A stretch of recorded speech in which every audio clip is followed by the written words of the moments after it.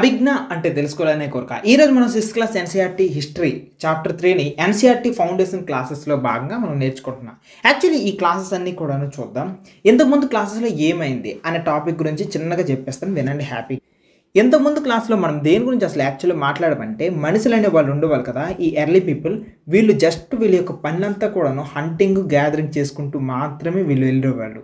అయితే hunting gathering ఎప్పుడైతే చేసుకుంటూ వెళ్ళేవాళ్ళో వీళ్ళు కనిపించిందంతా కూడాను ఒక ప్లేస్ నుండి ఒక ప్లేస్కి, ఒక ప్లేస్ నుండి ఒక ప్లేస్కి ఇలా షిఫ్ట్ అవుతూ వెళ్ళేవాళ్ళు, ఎనిమల్స్ ఎటువైతే అటు. కానీ సడన్గా ఏమైందంటే సొసైటీలో క్లైమేట్ చేంజ్ అనేది వస్తుంది. ఎప్పుడైతే క్లైమేట్ చేంజ్ వచ్చిందో మొత్తం వార్మ్ కండిషన్స్ అనేవి క్రియేట్ అయ్యాయి. ఎప్పుడైతే వార్మ్ కండిషన్స్ క్రియేట్ అయ్యాయో గ్రాస్ అనేది మొలవడం క్రియేట్ అయింది. ఎప్పుడైతే గ్రాస్ క్రియేట్ అయిందో జంతువులు ఫుడ్ తినడానికి అనమాట ఆ టైప్గా గ్రాస్ ఉన్న ఏరియాస్కి వెళ్ళింది. వీళ్ళు కూడా ఆ జంతువులను వెనుక్కుంటూ వెళ్ళిన తర్వాత చాలా వరకు గ్రాస్ నుండి చాలా రకాల చెట్లు వచ్చాయి. చెట్లు రావడం వల్ల వాటిని ఫ్రూట్స్ వచ్చి, ఫ్రూట్స్ రావడం వల్ల వీళ్ళు ఏం అబ్జర్వ్ చేశారంటే గ్రెయిన్స్ ఉండే చెట్లు కూడా అబ్జర్వ్ చేస్తారు, లైక్ ప్యాడీ, వీటినన్నిటిని అబ్జర్వ్ చేసిన వీడు వాటిని కల్టివేట్ చేస్తే బాగుంటుంది కదా అని ఒక ఉద్దేశం వచ్చింది. సో వాటిని బాగా అబ్జర్వ్ చేసి వాటిని ఎలా కల్టివేట్ చేస్తారని నేర్చుకుని మొత్తానికి క్రాప్స్ వేయడం మొదలుపెట్టాడు. సో ఒక ప్లేస్ నుండి ఒక ప్లేస్కి వెళ్ళే మనిషి కాస్త ఇప్పుడు క్రాప్స్ వేయడం మొదలుపెట్టాడు. ఎప్పుడైతే వీడు క్రాప్స్ వేయడం మొదలుపెట్టాడో ఒక ప్లేస్లో సెటిల్గా ఉండాలి. సెటిల్గా ఉండేటప్పుడు ఏమైంది, వీళ్ళు అనమాట ఒక ప్లేస్లో ఉండి ఇల్లులు కట్టుకోవాల్సి వస్తుంది. ఇలా ఇల్లులు కట్టుకుని ఒక 4-5 ఫ్యామిలీలు ఉండిన తర్వాత వాళ్ళకి రిలేషన్షిప్స్ ఫామ్ అయ్యేసి వీళ్ళు ఇప్పుడు కొన్ని సంవత్సరాలు అలా ఒకే ప్లేస్లో ఉండేసి ఎక్కువ మంది ఉండడం వల్ల ఒక చిన్న ఊరు తయారైంది. ఇలా కొంతకాలం కొన్ని ఊర్లు అయిన తర్వాత కొన్ని వందల సంవత్సరాల తర్వాత అక్కడే కొన్ని సిటీస్ ఫామ్ అయ్యాయి. ఎగ్జాక్ట్లీ మన యొక్క టాపిక్ కూడా ఈరోజు ఏంటంటే ఇన్ ది ఎర్లియస్ట్ సిటీస్. ఇది ఈరోజు మన టాపిక్ కూడా. సో ఈరోజు ఆ సిటీస్ ఏంటి, ఇండస్ వ్యాలీ లాంటి ప్లేసెస్లో ఏం సిటీస్ ఉన్నాయి అనే దాని గురించి నేర్చుకుందాం. ఒకసారి మొత్తం టాపిక్ సంబంధించిన బ్యాక్గ్రౌండ్ అనేది నీట్గా రాస్తారు. మీరు కూడా హ్యాపీగా నోట్స్ అంతా కూడాను నీట్గా రాసుకోండి, చాలా చక్కగా ఉంటుంది. సో ముందుగా వీళ్ళ యొక్క లైఫ్స్ ఎలా ఉండేవి, మనుషుల యొక్క life, hunters at the same time gatherers, ఇలా ఉండేది అనమాట వీళ్ళ యొక్క లైఫ్. సో హంటింగ్ చేసుకోవడము, దొరికిన ఫుడ్ని గ్యాదర్ చేసుకొని వీళ్ళు వెళ్ళేవాళ్ళు. కానీ ఎప్పుడైతే క్లైమేట్లో చేంజెస్ వస్తాయో, ఎప్పుడైతే సిచ్యువేషన్స్ అన్నీ మారిపోయాయో, ఇక నుంచి వీళ్ళు ఎలా మారిపోయారంటే ఫుడ్ కల్టివేట్ చేసుకుంటున్నారు సింపుల్గా కూడాను. సో ఫుడ్ అనేది కల్టివేట్ చేసుకుంటున్నారు. ఫుడ్ని కల్టివేట్ చేస్తున్నారంటే నథింగ్ బట్ వీళ్ళు ఒక ఫార్మర్ అయిపోయినట్టే కదా, అలా ఫార్మర్ అయ్యారు. ఫుడ్ కల్టివేషన్ మాత్రమే కాదు, అవసరమైతే ఎనిమల్ రేడింగ్ కూడా చేసేవారు. సో జంతువుల్ని పెంచుకోవడం కూడాను. ఇలా జంతువులు పెంచిన వాళ్ళందరూ కూడా ఏమయ్యారు, హెడ్డింగ్. సో నథింగ్ బట్ హడ్డర్స్ కూడాను అయ్యారనమాట. ఇది సో అసలు ఇలా ఎందుకు చేంజ్ అయింది టోటల్గా చూసుకుంటే, అసలు ఇలా ఎందుకు చేంజ్ అయింది? ఇంతకుముందు హంటర్స్ గ్యాదర్స్గా ఉండేవాళ్ళు, ఇప్పుడు ఫుడ్ కల్టివేషన్కి చేంజ్ ఎందుకు మారింది? ఎగ్జాక్ట్గా అది కూడా 12,000 years ఎగో. అంటే భూమి క్రియేట్ అయ్యి జస్ట్ మనం ఒక 12,000 years వెనక్కి వెళ్ళామనుకో, అంతకుముందు ఇలా జరిగింది. దీని వెనకున్న రీజన్ ఏంటంటే క్లైమేట్ చేంజ్. ఎప్పుడైతే క్లైమేట్లో చేంజెస్ వచ్చేసాయో అప్పుడు యాక్చువల్లీ ఐస్ అనేది మెల్ట్ అవ్వడం స్టార్ట్ అయింది. ఐస్ మెల్ట్ అయిన తర్వాత డెఫినెట్లీ ఏమైంది, వార్మ్ ఏరియాస్ క్రియేట్ అయ్యాయి. వార్మ్ ఏరియాస్ క్రియేట్ అవ్వడం వల్ల అక్కడ గ్రాస్ అనేది మొలవడం స్టార్ట్ అయింది. గ్రాస్ మొలిచిన తర్వాత అక్కడ గ్రాస్ గ్రెయిన్స్ అంటే రైస్, ప్యాడ్ ఇలాంటివి వచ్చాయి. వీటిని అబ్జర్వ్ చేసుకున్న మనిషి ఇప్పుడు ఫుడ్ కల్టివేషన్ ఫార్మర్ చేసుకున్నాను అనుకో, లాస్ట్ లెసన్లో నేర్చుకున్నాం. సో ఇలా అయిన తర్వాత వీళ్ళు ఇప్పుడు ఏం చేశారు, ఫుడ్ కల్టివేషన్కి, ఎనిమల్ రేరింగ్కి ఒక ఫిక్స్డ్ ప్లేస్లో ఉండాల్సి వస్తుంది. సో ఫిక్స్డ్ ప్లేసెస్లో ఎప్పుడైతే వీళ్ళు ఉండడం స్టార్ట్ చేస్తారో, ఈ ప్లేస్లోనే ఇలాంటి టైంలోనే ఇక్కడ స్టార్ట్ అయింది ఒక ప్లేస్లో బిగినింగ్. దేనికి బిగినింగ్? ఈ బిగినింగ్ అనేది ఒక ప్లేస్లో సెటిల్డ్ లైఫ్ చేసుకోవడానికి, ఒక ప్లేస్లో సెటిల్డ్ అయ్యి అదే ప్లేస్లో నివసించడానికి ఒక లైఫ్ అనేది స్టార్ట్ అయింది. అసలైంది సెటిల్డ్ లైఫ్, ఒకే ప్లేస్లో ఉండి ఇల్లు కట్టుకుని ఇలా ఎప్పుడైతే కొంతకాలం ఈ రకంగా అయ్యిందో, ఇలా అయిన తర్వాత వీళ్ళు ఇక్కడ నుంచి కూడా వీళ్ళ యొక్క లైఫ్ స్టైల్ ఎలా మారిందంటే ఎర్లియస్ట్ సిటీస్ అనేవి ఫామ్ అయ్యాయి వీళ్ళంటి టైంలోనే. సో మెల్లమెల్లగా కొంతమంది కలిసి ఇప్పుడు సిటీస్ ఫ్లరిష్ అయిపోయాయి. ఇలాంటి ఏరియాస్ అన్ని ఎక్కడ జరిగాయి అంటే మేజర్గా కూడాను ఇండస్ అనే ఎక్కడైతే నదులు ఉంటాయో అలాంటి ప్లేసెస్లోనే జరిగాయి. మన ఇండియాలో అయితే ఇండస్ రివర్ ఉంది కదా, ఇండస్ రివర్ చుట్టూ ట్రిబ్యూటరీస్ ఉంటాయి. ఏవైతే జీలము, రావి, బిఎస్ సట్లెజ్ ఉన్నాయో ఆ రివర్స్ చుట్టూ, వాటి యొక్క ట్రిబ్యూటరీస్ చుట్టూ, ఆ నదుల చుట్టూ కొన్ని కొత్త సిటీస్ వచ్చాయి. సో ఎక్కడైతే ఈ రకంగా ఫామ్ అయ్యాయో ఇలాంటి వాటిని మనం సింపుల్గా ఏమంటామంటే ఇండస్ వ్యాలీ సివిలైజేషన్. ఎస్, ఇలాంటి బేసిస్లో ఉండడాన్ని మనం ఏమంటామంటే ఇండస్ వ్యాలీ సివిలైజేషన్ అనే మాట మనం ఇక్కడ వాడుతున్నాం. ఎర్లియస్ట్ సిటీస్ అనేవి వచ్చాయి. సో ఇలా వచ్చాయి. సో ఇండస్ వ్యాలీ సివిలైజేషన్ ద్వారా ఎగ్జాక్ట్లీ ఇలాంటి దగ్గరలో ఏం ఫామ్ అయ్యాయి అంటే సింపుల్గా చెప్పాలంటే ఒకే ఒక మాటలో ఎర్లియస్ట్ సిటీస్. సో ఈ సివిలైజేషన్ ఉన్న ప్లేసెస్లోనే ఎర్లియస్ట్ సిటీస్ అనేవి ఫామ్ అయ్యాయి. ఇదే మన లెసన్.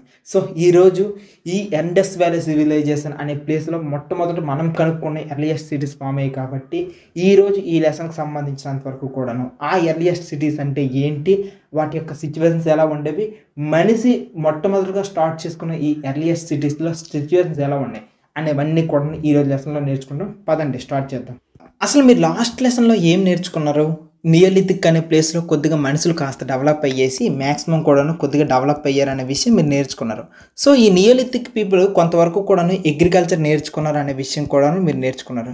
సో ఈ అగ్రికల్చర్ ప్రాక్టీస్ చేస్తున్నప్పుడు మీకు ఇంకొక విషయం ఏం అర్థం కావాలి అని అంటే ఉండండి. సో వీళ్ళు అగ్రికల్చర్ ప్రాక్టీస్ చేసేవాళ్ళు. అయితే అగ్రికల్చర్ ప్రాక్టీస్ చేసిన తర్వాత వాళ్ళకి కొంత మిగిలిపోద్ది కదా, అందరూ కూడా వాళ్ళ ఫుడ్కి తినగా ఇంకా మిగిలిపోయింది ఉంటుంది. ఆ మిగిలిపోయింది ఏం చేయాలనుకుంటారు వాళ్ళు? డెఫినెట్లీ కూడాను ఆ సర్ప్లస్ ఆఫ్ అగ్రికల్చర్ అంతా కూడా ఏం చేయాలనుకుంటారు? వేరే వాళ్ళకి అమ్మాలని అనుకుంటారు. సో ఈ రకంగా ట్రేడ్ అనేది చేయాలని అనుకుంటారు. సో ట్రేడ్ చేయాలంటే అందరూ కూడాను ఏదో ఒక ప్లేస్కి వచ్చేసి అమ్మాలని అనుకుంటారు కదా. అలాంటి ప్లేస్నే మనం ఏమని చెప్పొచ్చు? సింపుల్గా ఒక్క మాటలో అంటే అలాంటి ప్లేస్నే ట్రేడ్ సెంటర్ అంటారు. సో ఈ ట్రేడ్ సెంటర్లో అందరూ కూడాను ఆ ప్లేసెస్లోకి వచ్చి ఈ ట్రేడ్ సెంటర్ అనే ప్లేసెస్లోనే అనమాట చక్కగా అమ్ముకుంటారు. ఇది సో ఈ సర్ప్లస్ ఏదైతే మిగిలిందో అదంతా కూడా ఇప్పుడు ట్రేడ్ సెంటర్కి వచ్చేసి అమ్ముకోవడం జరుగుతుంది. అయితే ఇప్పుడే చూడండి, ఏదైతే ట్రేడ్ సెంటర్ ఉందో ఆ ట్రేడ్ సెంటర్కి మీరు బాగా కామన్గా అబ్జర్వ్ చేయండి. ఇప్పుడు రకరకాల ప్రజలు రకరకాల ప్లేసెస్ నుండి తీసుకుని వస్తారు కదా. ఇప్పుడు రకరకాల ప్రజలు రకరకాల దగ్గర నుంచి తెచ్చిన ఆ గ్రెయిన్స్, ఆ ఫుడ్ ఐటమ్స్ ఇవన్నీ కూడా స్టోర్ చేయడానికి కొన్ని స్టోర్ హౌస్లు అనేవి ఉండాలా లేదా? అంటే గ్రెయిన్స్ స్టోర్ చేయడానికి గ్రెయిన్ స్టోర్ హౌస్ ఉండాలా? Point 1. At the same time ఇంకొకటి చూడండి, ఇదే ట్రేడ్ సెంటర్కి రకరకాల ప్లేసెస్ నుండి ప్రజలు రావాలంటే డెఫినెట్లీ ఆ ప్లేస్కి రోడ్స్ అనేవి ఉండాలా లేదా? రోడ్స్ ఉండాలి, ట్రాన్స్పోర్ట్ చేసుకోవడానికి ట్రాన్స్పోర్ట్ ఫెసిలిటీ కూడా ఉండాలి లేదా ఆ ఏరియా నుండి? సో ఆ ఏరియా నుండి ఉండాలి. నెక్స్ట్ ఇంకొకటి ఏంటంటే, చాలామంది ప్రజలు ఈ ట్రేడ్ సెంటర్ దగ్గర అన్ని రకాల వస్తువులు దొరుకుతున్నాయి కాబట్టి చాలామంది ఏం చేస్తారు? ఆ ప్లేస్లోన హౌసెస్ కట్టుకోవడానికి ప్రిఫర్ చేస్తారా లేదా? ప్రిఫర్ చేస్తారు. నెక్స్ట్ ఇంకొక బ్యూటిఫుల్ థింగ్ ఏంటంటే, చాలామంది ఈ ట్రేడ్ సెంటర్ లాంటి దాంట్లో అన్ని ఫెసిలిటీస్ అన్నీ దొరుకుతాయి కాబట్టి మ్యాక్సిమం కూడాను వాళ్ళ యొక్క డైలీ ఎమ్యూనిటీస్ అన్నీ ఇక్కడ బాగా దొరుకుతాయి అనుకుంటున్నారు. కాబట్టి చాలామంది ఇక్కడ నివసిస్తున్న ప్రజలకి రకరకాల సర్వీసెస్ ఇవ్వడానికి ఉండరా టు ప్రొవైడ్ చేయడానికి, రకరకాల సర్వీసెస్ ప్రొవైడ్ చేయడానికి ఉండరా అనుకుంటున్నారా? డెఫినెట్లీ ఉంటారు. సో దీన్ని బట్టి ఇదంతా కూడా ఇప్పుడు ఈ ట్రేడ్ సెంటర్ అనేది ఇప్పుడు ఎలా మారిపోయింది? రకరకాల ఇల్లులు, రకరకాల ప్రజలు ఆ వాళ్ళకి సర్వీసెస్ ప్రొవైడ్ చేయడానికి కొంతమంది డాక్టర్లు, లాయర్లు ఇలాంటి వాళ్ళు ఉండిపోతే ఇదంతా కూడా ఇప్పుడు రానున్న రోజుల్లో ఏమవుతుంది? పెద్ద అర్బన్ సెంటర్ అయిపోతుందా లేదా? ఎస్, అర్బన్ సెంటర్ అనేది పెద్ద అర్బన్ సెంటర్ అయిపోతుంది, పెద్ద టౌన్ అయిపోతుంది. ఇప్పుడు ఈ పెద్ద టౌన్లో మీరు ఒకటి అబ్జర్వ్ చేస్తే, ఈ పెద్ద టౌన్ అనేది చాలా ఎక్కువ మంది జనాలు ఉండేటప్పుడు వాళ్ళకి డెఫినెట్లీ కూడా అడ్మినిస్ట్రేషన్ కావాలా లేదా? వాళ్ళ దగ్గర ఎవడైనా ఒక రూలర్స్ లాంటి వాళ్ళు కావాలా లేదు? అడ్మినిస్ట్రేషన్ సిస్టమ్ లేకపోయింది అనుకోండి ఏమవుతుంది? ఈ అడ్మినిస్ట్రేటివ్ మిషనరీ అనేది లేకపోతే వాళ్ళ దగ్గర గొడవలు అయిపోతాయి, చాలా వరకు ఇబ్బంది అయిపోతాయి. సో వీళ్ళందరినీ రూల్ చేయడానికి చిన్న రూలర్ లాంటి వాళ్ళు కావాలి కదా. ఎగ్జాక్ట్లీ ఇప్పుడు మీకు అర్థమైపోయి ఉంటుంది ఈ టోటల్ అంతా కూడాను. ఇదంతా కూడాను బాగా అబ్జర్వ్ చేస్తే ఒక సివిలైజేషన్గా మారిపోయిందా లేదా? సివిలైజేషన్గా మారిపోయిందా లేదా? ఎస్, మారిపోయింది. అంటే ఈ అర్బన్ సెంటర్లో బతుకులు ఇప్పుడు ఎలా ఉన్నాయి? సివిలైజ్డ్గా ఉన్నాయి. ఎస్, ఈ సివిలైజ్డ్ లైఫ్లో ఎలా ఉంది? వాళ్ళు ఒక అడ్మినిస్ట్రేషన్తో ఉన్నారు. ప్రజలందరూ కూడాను కాస్త డెవలప్డ్గా మారిపోయారు. ఒకప్పుడు అడవుల్లో బతకడమే కాకుండా ఇప్పుడు వాళ్ళకి అడ్మినిస్ట్రేషన్ ఉంది. వాళ్ళ దగ్గర పాలిటీ రూల్ చేయడానికి కొంతమంది ఉన్నారు. వాళ్ళ దగ్గర ఎకానమీ నడుస్తుంది. వాళ్ళ దగ్గర లాస్, కొన్ని చట్టాలు ఉంటున్నాయి. అన్నిటికన్నా మించి ఎవరు ఏ పని చేయాలనే డ్యూటీస్ ఉంటున్నాయి. సిస్టమేటిక్గా ఇల్లులు ఉంటున్నాయి. వాళ్ళు ఇంకా ట్రేడ్ చేసుకునే ట్రేడ్ హౌసెస్ ఉంటున్నాయి. ఇలా రకరకాలవన్నీ ఉంటే అక్కడ ఇప్పుడు ప్రజలు ఏమయ్యారు? సివిలైజ్డ్ అయిపోయారు. ఎగ్జాక్ట్లీ ఈరోజు మనం లెసన్ నేర్చుకోబోతున్నాం. మన ఇండియాలో ఫస్ట్ సిటీ అయినటువంటి హరప్పన్ సిటీ అనే ప్లేస్లో జనాలు ఏ రకంగా ఫస్ట్లో సివిలైజ్డ్గా అయ్యారు, అక్కడ లైఫ్ ఎలా ఉంది అనేది మనం ఈరోజు ఈ లెసన్లో చూస్తాం. ఇప్పుడు చెప్పిన మొత్తం స్టోరీ అంతటిని కూడా మీరు హైదరాబాద్ పాయింట్ ఆఫ్ అబ్జర్వ్ చేసుకుంటే, హైదరాబాద్ అని ఒక సిటీ ఉంది. ఇప్పుడు హైదరాబాద్లో ఏమవుతుంది? చాలామంది వాళ్ళ యొక్క వస్తువులు అమ్ముకోవడానికి హైదరాబాద్ వస్తారు. మరి కొనడానికి కూడా చాలామంది వాళ్ళ ప్లేసెస్కి వస్తారు కదా, కొనడానికి వస్తారు. ఇలా ఎక్కువ మంది ఆ ప్లేస్లో ఉండేటప్పుడు ఆ ల్యాండ్కి డిమాండ్ పెరుగుతుంది లేదా? సో ఇలా డిమాండ్ పెరిగేటప్పుడు అక్కడ చాలామంది మనకు కావాల్సిన వస్తువులన్నీ దొరుకుతున్నాయి కాబట్టి మనం సిటీకి దగ్గరలోనే ఇల్లు కట్టుకుందాం అనుకుని సిటీ దగ్గర హౌసెస్ కట్టుకుంటారు. ఇలా ఎప్పుడైతే హౌసెస్ కట్టుకుంటున్నారో ఆ హౌసెస్ ఉన్న వాళ్ళకి రకరకాల అవసరాలు ఉంటాయి. చెత్త జల్లడానికి కానీ, ఫుడ్ కోసం కానీ, లేకపోతే ఫుడ్ ఐటమ్స్ కావాలన్నా, కూరగాయలు కావాలన్నా, ఇలాంటివన్నీ కావాలంటే వాళ్ళకి సర్వీసులు ఇవ్వడానికి కొంతమంది వస్తారా లేదా? సో ఈ రకంగా అందరూ కలిసి ఒక ప్లేస్కి రావడం వల్ల ఇదొక పెద్ద సిటీ అయిపోయింది. ఇంత పెద్ద సిటీకి డెఫినెట్లీ కూడాను ఒక మేయర్ లాంటి వాళ్ళు, కార్పొరేటర్ లాంటి వాళ్ళు, మున్సిపల్ కార్పొరేటర్స్ ఇలాంటి వాళ్ళందరూ కూడా వచ్చేసి వాళ్ళందరి దగ్గర ఈ మొత్తం సిస్టమ్ అంతటిని మారుస్తారా లేదా? నీట్గా వచ్చేసి వాళ్ళందరికీ కూడా వచ్చి మొత్తం సిస్టమ్ అంతా మార్చి మొత్తం ప్రజలందరినీ కూడా ఒక లెవెల్గా, ఒక కంట్రోల్గా, ఒక సివిలైజ్డ్గా మార్చేస్తారా లేదా? ఎస్, ఈరోజు లెసన్ అంతా కూడాను అలాంటి ఒక దాని గురించి మనం మాట్లాడుతున్నాం. అలాంటి హైదరాబాద్ని మనం పెట్టుకున్న పేరు ఏంటంటే హరప్ప. ఈరోజు ఈ హరప్ప అనే సిటీ గురించి మనం హ్యాపీగా నేర్చుకుందాం. కాస్త మైండ్ పెట్టి విజువలైజ్డ్గా ఊహించుకోండి, లెసన్ అదిరిపోద్ది. ఈ ఎర్లియస్ట్ సిటీస్ అనే కాన్సెప్ట్ అనేది ఇప్పుడు మనం ఏం చేద్దామంటే ఈ కాన్సెప్ట్ అంతా కూడాను హ్యాపీగా ఇన్ 2 పాయింట్ ఆఫ్ వ్యూలో నేర్చుకుందాం. ఈ ఫస్ట్ పాయింట్ ఏంటి అనేది చూద్దాం. యాక్చువల్లీ ఈ ఫస్ట్ పాయింట్ అనేది 150 years ఎగో. సో ఈ 150 years ఎగో అంటే ఇప్పుడు నుండి తీసుకుంటే కరెక్ట్గా ఒక 150 years ముందు ఏదో ఒకటి జరిగింది. ఆ జరిగిన దాని గురించి ఇప్పుడు యాక్చువల్లీ మాట్లాడదాం. అది చూడండి. యాక్చువల్లీ ఈ 150 years ఎగో మనం ఏం చేస్తామంటే పంజాబ్ ఏరియా ఉంది కదా, ఈ పంజాబ్ ఏరియాలోనమాట రైల్వే లైన్స్ వేస్తున్నారు. సో రైల్వే లైన్స్ అంటే బ్రిటిష్ వాళ్ళు ఉన్న టైంలోనే, బ్రిటిష్ వాళ్ళు ఉన్న టైంలోనే ఈ పంజాబ్లోనే ఫస్ట్ టైం కూడా ఏం చేస్తున్నారంటే రైల్వే లైన్స్ వేస్తున్నారు. సో ఇది అసలే ఫస్ట్ టైం. ఈ ఫస్ట్ టైం వేసేటప్పుడు కొంత డెవలప్ అయిన తర్వాత ఏమైందంటే కొంతమంది ఇంజనీర్స్ షాక్ అయిపోయారు అనమాట. ఎందుకు ఇంజనీర్స్ షాక్ అయిపోయారు మేజర్గా చూసుకున్నట్లయితే వాళ్ళు అబ్జర్వ్ చేసిందంటే ఎవరో ఎక్కడి నుండో తీసుకుని వస్తున్నారు కొన్ని రకాల బ్రిక్స్ అనమాట. ఈ బ్రిక్స్ తీసుకుని వస్తే అవి చూస్తే చాలా క్వాలిటీగా ఉన్నాయి. ఇంత బ్యూటిఫుల్ క్వాలిటీస్ ఎక్కడి నుండి తీసుకుని వస్తారంటే ఒక మౌండ్, ఒక పెద్ద దెబ్బ ఉంది, ఒక పెద్ద చాలా పెద్ద దెబ్బ, చిన్న కోటలాగా ఉంది. ఆ కోట నుండి అనమాట మంచి క్వాలిటీ బ్రిక్స్ తీసుకుని వస్తున్నారు. వీళ్ళు కూడా షాక్ అయిపోయారు, ఎలా తీసుకుని వస్తున్నారు ఇలాంటి మేజర్గా అంతా అనుకుని ఆలోచిస్తే వాళ్ళకి అర్థమైంది ఏంటంటే ఈ హై క్వాలిటీ బ్రిక్స్ అంతా కూడాను ఎక్కడి నుండి తీసుకుని వస్తారో తెలియదు, కానీ వీటిని హ్యాపీగా మనం మన రైల్వే లైన్స్కి వాడేద్దాము అనుకున్నారు. సో ఇది పరిస్థితి. So to build railway lines, ఇది జరిగింది అసలైన విషయం 150 years వేగం ముందు. అయితే ఇదే లైఫ్ ఆఫ్ సిచ్యువేషన్ ఇంకొకసారి కూడా జరిగింది. అది ఎప్పుడంటే ఈసారి 80 years అయింది. సో ఈ 80 years టైంలోనే ఏం జరిగింది అనేది మీకు అనిపించవచ్చు. అయితే అప్పుడు ఎవడు పెద్దగా ఫోకస్ చేయలేదు, కానీ ఒక 8 years అయిపోయింది. 8 years తర్వాత అబ్జర్వ్ చేసింది ఏంటంటే ఈ ఏరియాకి కొంతమంది ఆర్కియాలజిస్టులు వచ్చారు. సో ఈ ఆర్కియాలజిస్టులు వచ్చి వీళ్ళేం అబ్జర్వ్ చేశారంటే మేజర్గా కూడాను ఈ ఏరియాలో ఒకప్పుడు చాలా పెద్ద ఓల్డెస్ట్ సిటీ ఉండేది అనుకుని వాళ్ళు ఫీల్. అది కూడాను ఈ సిటీ ఏంటంటే మన సబ్ కాంటినెంట్ అంతటికీ కూడాను, మన ఇండియన్ సబ్ కాంటినెంట్ అంతటికీ కూడాను ఇది ఒక ఓల్డెస్ట్ అనుకుని వాళ్ళు ఫీల్ అయ్యారు అనమాట. మేజర్గా కూడాను అంత పెద్దది దీని.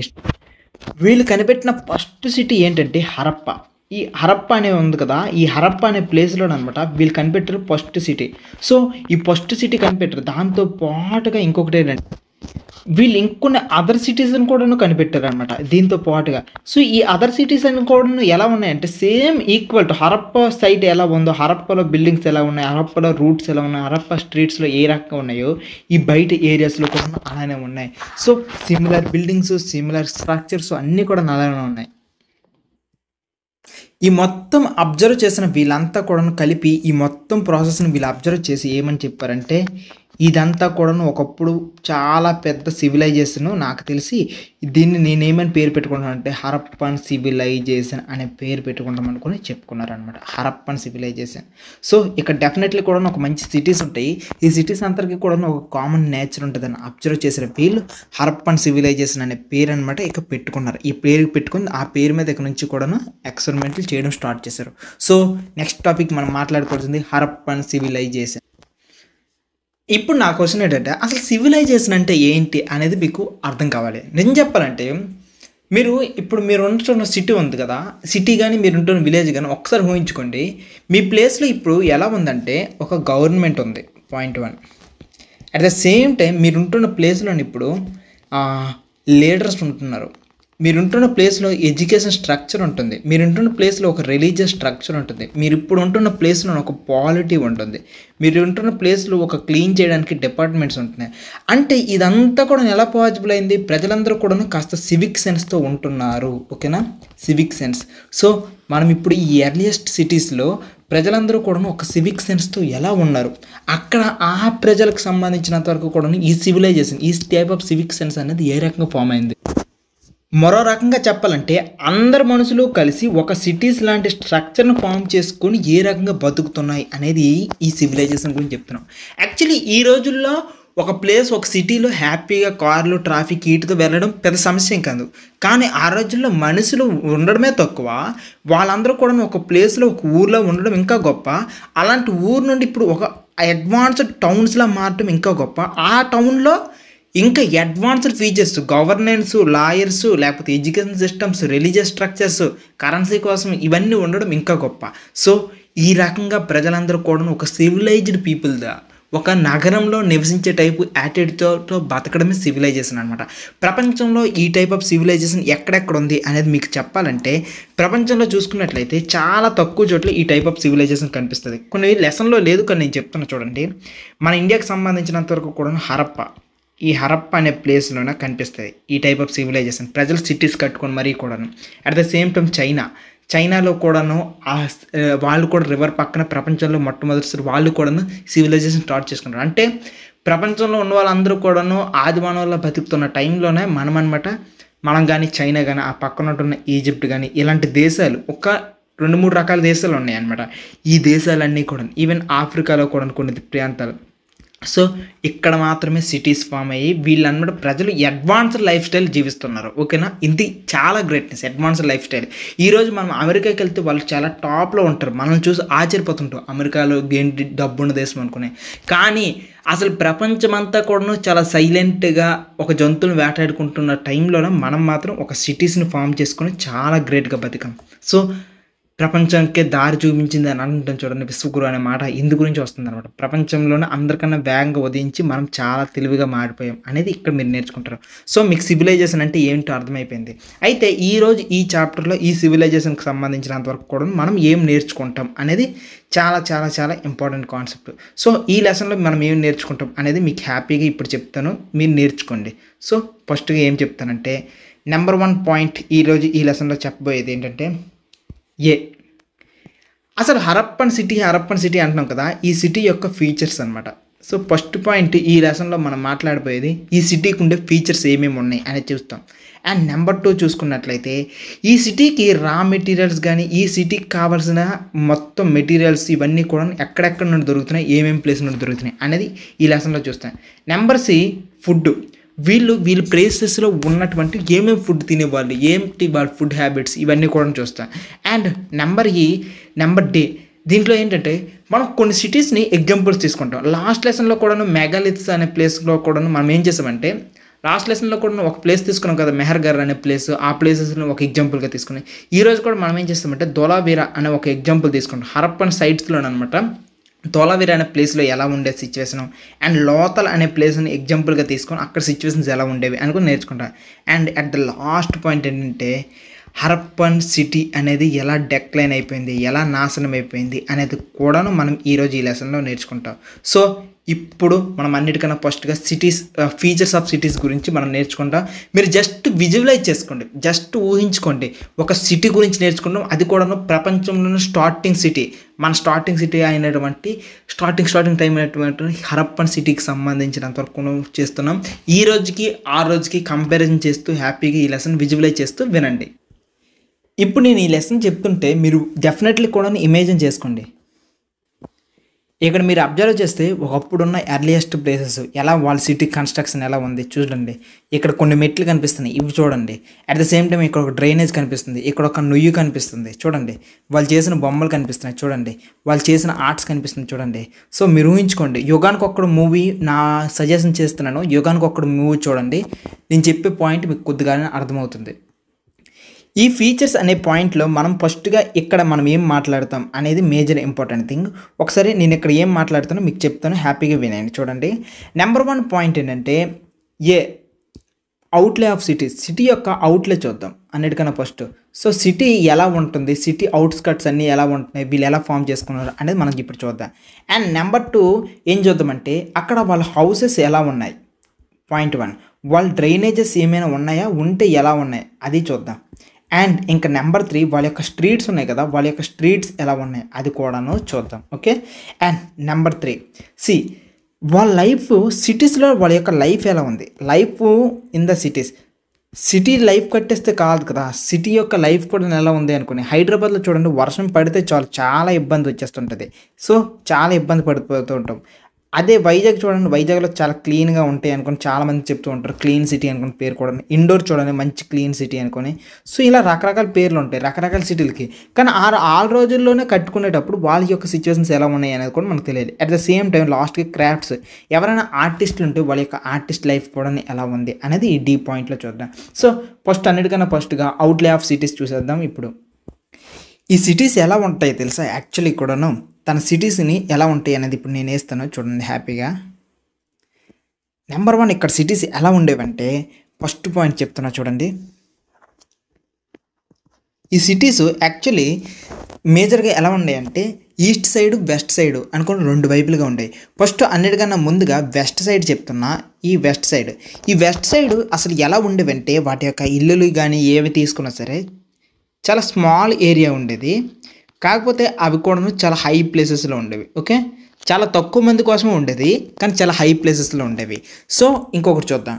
రైట్ సైడ్ ఈస్ట్ అనుకుందాం. ఈ ఈస్ట్ సైడ్ ఎలా ఉండేదంటే చాలా ఎక్కువ మంది నివసించేవారు ఈ ప్లేసెస్లో చూసుకున్నట్లయితే. Large people నివసించేవాళ్ళు.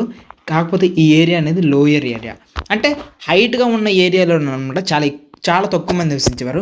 కానీ డౌన్గా ఉన్న ఏరియాలో అక్కడ అనమాట చాలా ఎక్కువ మంది నివసించేవారు. సో ఈ డౌన్గా ఉన్న ఏరియా ఏదైతే ఉందో దాన్ని ఏమంటారంటే లోయర్ టౌన్ అనొచ్చు. Lower town. అండ్ ఈ ఏదైతే స్మాల్ మెంబర్స్ ఉంటున్నారో కానీ చాలా హై ప్లేసెస్లో, ఎత్తైన ప్లేస్లో, కొండలాంటి అంటారు కదా, అలాంటి ప్లేస్లో ఉన్న దాన్ని ఏమంటామంటే రాజులు గొప్ప గొప్ప వాళ్ళు నివసిస్తున్నారు అనుకుని ఊహించారు మన ఆర్కియాలజిస్టులు. సో ఆ ప్లేస్కి పెట్టుకున్న పేరు ఏంటంటే సిటాడెల్. ఓకే, ఈ స్మాల్ ఏరియాలో ఉన్న ప్లేసెస్ని సిటాడెల్ అంటారు.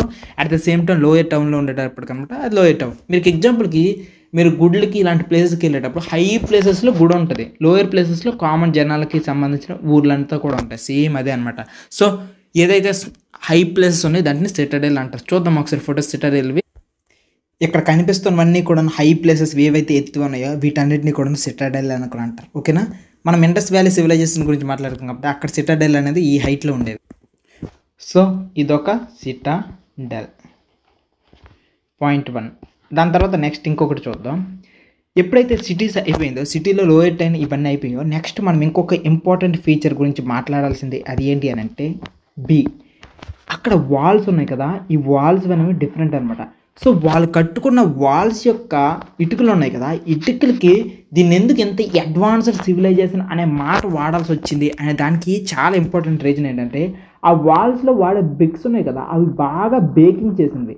అంటే బాగా బేక్డ్, అంటే కాల్చిన ఇటుకలు వాడేవాళ్ళు. ఇటుకలు కాల్చడం నిజంగా గొప్ప అనుకుని మీకు అనిపించవచ్చు. నిజం చెప్పాలంటే అది గొప్పే. ఎందుకనంటే ఆ రోజుల్లో వాళ్ళు వాడే వాల్స్కి కాల్చిన ఇటుకలు ఏ సివిలైజేషన్లో కూడా వాడలేదు. చైనాలో కానీ, లేకపోతే మీరు పక్కన ఈజిప్ట్ చూపించాను కదా అది కానీ ఎక్కడ కూడా వాడలేదు. మనం ఒక్క హరప్పా ప్లేస్లోనే వాడరు. అంటే దీన్ని బట్టి మనం అర్థం చేసుకోవాల్సింది ఏంటంటే మనం చాలా చాలా చాలా చాలా అడ్వాన్స్డ్ అనుకుని దీన్ని బట్టి అర్థమైపోయింది. నెక్స్ట్ ఇంకొకటి ఏంటంటే వీళ్ళు వాల్స్ మీద ఇంటర్లాకింగ్ ప్యాటర్న్లో ఈ బ్రిక్స్ని కన్స్ట్రక్ట్ చేసేవాళ్ళు. ఇంటర్లాకింగ్ ప్యాటర్న్ అంటే ఏంటి సార్, నాకేం అర్థం కావట్లేదు అనిపిస్తుందో చెప్తాను. ఇక్కడ ఇంటర్లాకింగ్ ప్యాటర్న్ అంటే ఇలా బ్రిక్స్ ఉన్నాయా చూడండి, ఇలా బ్రిక్స్ ఉన్నాయా.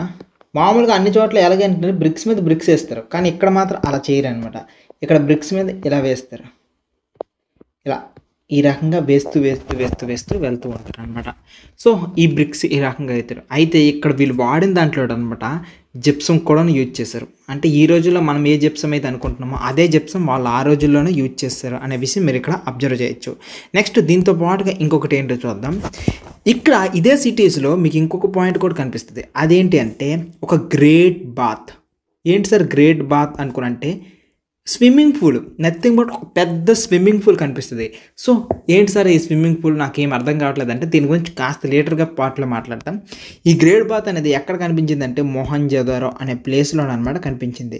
సో మొహంజదారో. సో ఈ గ్రేట్ బాత్ అనేది ఒక ఇంపార్టెంట్ ఫీచర్. దాంతోపాటుగా ఇంకొకటి ఏమైనా ఉంది అంటే అది కూడా చెప్తాను చూడండి. Fire altar. Sir fire altar, ఈ ఫైర్ ఆల్టర్ కూడా కనిపించింది అనమాట. ఇది ఎక్కడ కనిపించిందంటే ఎక్కువగా అక్కడ Kalibangan at the same time Lothal అనే ప్లేసెస్లో కనిపించేది. సార్ ఈ ప్లేసెస్ మనకు అవసరం అంటే ఆబ్వియస్లీ అవసరమే. ఫైర్ ఆల్టర్ అంటే ఏం లేదు చూపిస్తాను. ఇక్కడ కనిపిస్తున్నాయి కదా, దీన్నే ఫైర్ ఆల్టర్ అంటారనమాట, అగ్ని యూజ్ చేయడానికి. ఇంకొకటి కూడా చూపిస్తాను చూడండి, ఇది కూడా చూడండి, ఇది కూడా ఒక ఫైర్ ఆల్టర్ అనమాట. సో ఇది ఒక ఫైర్ ఆల్టర్. సో ఇలాంటివి కూడా కనిపించాయి అంటే అర్థం చేసుకోండి, వీళ్ళు బిలీఫ్స్ ఏవో సంథింగ్ ఉన్నట్టున్నాయి కదా. వీటితో పాటుగా వీళ్ళు ఇంకొకటి కూడా వాడారనమాట. అది ఏంటి అని అంటే స్టోర్ హౌసెస్.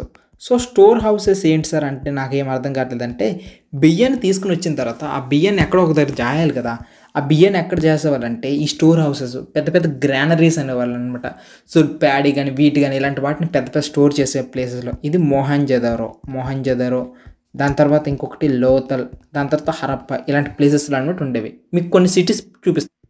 ఇది హరప్ప సిటీకి సంబంధించిన మ్యాప్ అనమాట. ఇక్కడ చూడండి కొన్ని ప్లేసెస్. హరప్ప మొహంజదారో అనే ప్లేస్ ఇక్కడ పాకిస్తాన్కి దగ్గరలో ఉంది. At the same time Harappa మనం చెప్పుకున్నాం కదా, ఇదిగో ఈ ప్లేస్ ఇక్కడ కనిపించింది అనమాట. చన్హోదారో, సుత్కోహ్, దొలైవిరా, సుర్కోదొడ, లోతల్. ఓకే, ఇవన్నీ కూడా ప్లేసెస్. ఇప్పుడు నేను చెప్పినవన్నీ కూడా మీరు బాగా గుర్తుపెట్టుకోవడానికి చూడండి. లోతల్ బాగా ఇంపార్టెంట్. ఇక్కడే మనకి పోర్ట్ ఉన్నట్టు కూడా చెప్తాం. ధోలావీరా, అదే రకం మొహంజదారో, తర్వాత కాలిబంగన్. ఇప్పుడు మీకు చెప్పాను కదా ఫైర్ ఆల్టర్స్ దొరికాయి అనుకోండి, కాలిబంగన్లో దొరికాయి.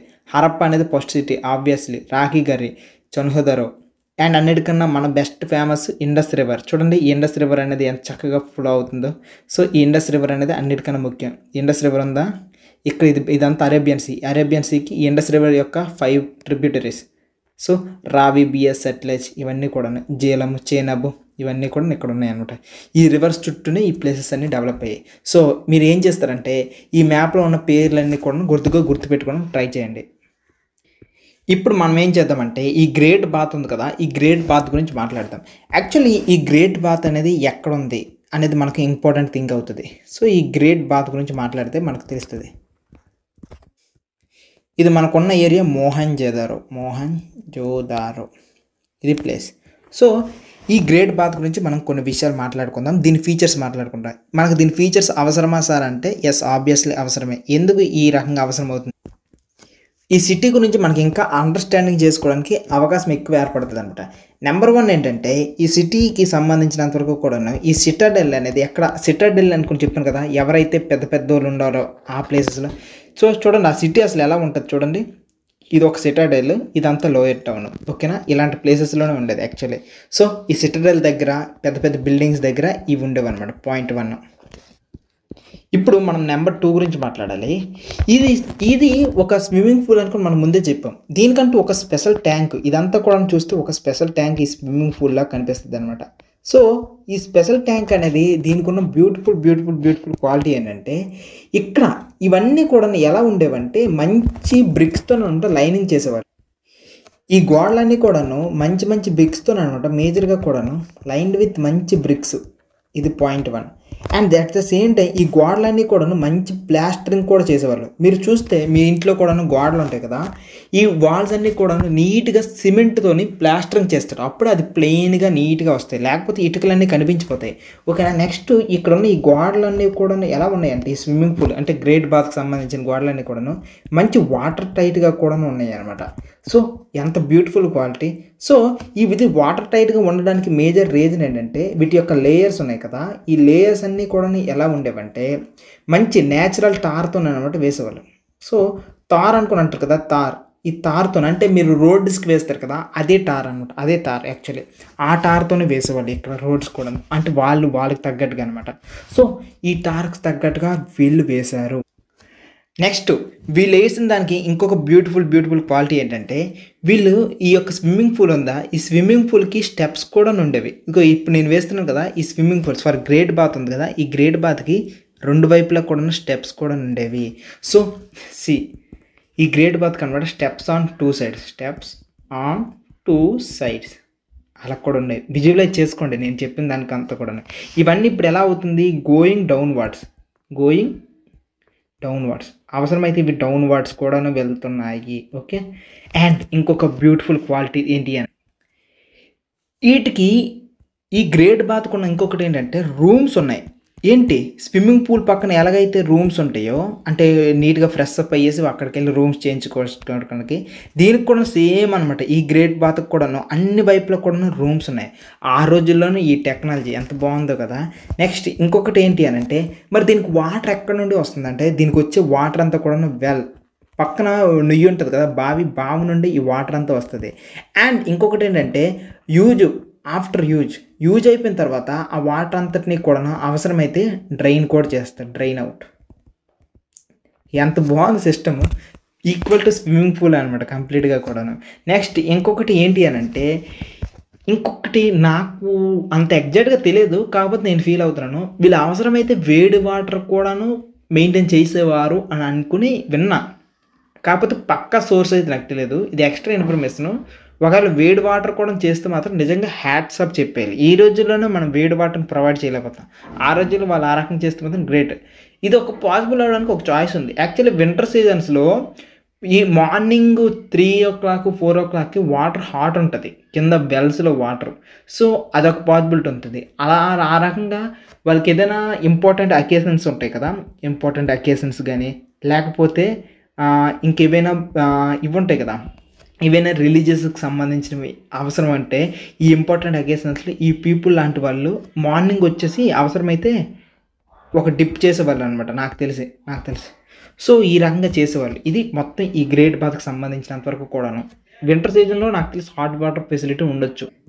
దీని తర్వాత మనం మాట్లాడుకోవాల్సింది వాళ్ళ యొక్క హౌసెస్ గురించి. ఈ houses and at the same time వాళ్ళ యొక్క డ్రైన్స్ ఎలా ఉండేవి, అండ్ నెక్స్ట్ ఇంకొకటి ఏంటంటే వాళ్ళ యొక్క స్ట్రీట్స్ ఎలా ఉండేవి అనుకొని. నిజంగా వాళ్ళ స్ట్రీట్స్ అవన్నీ చూస్తే మనకు నిజంగా సిగ్గు అనిపిస్తుంది. ఇప్పుడు నేను చెప్తాను కదా, వాళ్ళ యొక్క స్ట్రీట్స్ ఇవన్నీ చూస్తే ఈరోజు ఇండియా ఎంత డెవలప్ అయినప్పటికీ కూడా మనం ఇంకా వాళ్ళలాగా ఎందుకు కట్టుకోలేకపోయాము. మన తాతలు ముత్తాతలు కట్టుకున్నారు కదా మన ఇండియాకి సంబంధించిన వాళ్ళు, ఇప్పుడు ఎందుకు కట్టుకోలేకపోయాము అనుకునిస్తుంది. నెంబర్ 1 ఏంటంటే ఇక్కడ ఏవైతే ఇల్లులు ఉన్నాయో అవి అవసరమైతే సింగిల్ బిల్డింగ్స్ ఉన్నాయి, అట్ ద సేమ్ టైం అది 2 floors ఉన్న బిల్డింగ్స్ కూడా ఉన్నాయి, 2 story ఇలా కూడా ఉన్నాయి అనమాట. సో రూమ్స్ అన్నీ కూడాను ఎలా ఉన్నాయంటే ఆ రోడ్డు చుట్టూ ఆ కంట్రీ యార్డ్ చుట్టూ ఉన్నాయి అనమాట. మంచి రూమ్స్తో మొత్తం ఆ రూమ్స్తో సహా అక్కడ కోర్ట్ యార్డ్ చుట్టూ ఈ రూమ్స్తో సహా ఉన్నాయి అనమాట. ఎంత బ్యూటిఫుల్ కన్స్ట్రక్షన్ కదా. At the same time next ఇంకొకటి ఏంటంటే ఇది ఒక రూమ్ అనుకుందాం. ఈ రూమ్లోన ఇక్కడ ఈ మూలకి బాత్రూమ్ కూడా ఉండేది. ఓకే, ఆ రోజుల్లోనే బాత్రూమ్ అంటే అర్థం చేసుకోండి ఎంత బ్యూటిఫుల్. ఓకేనా, ఎంత బాగుంది, ఒక సపరేట్ బాత్రూమ్ కూడా.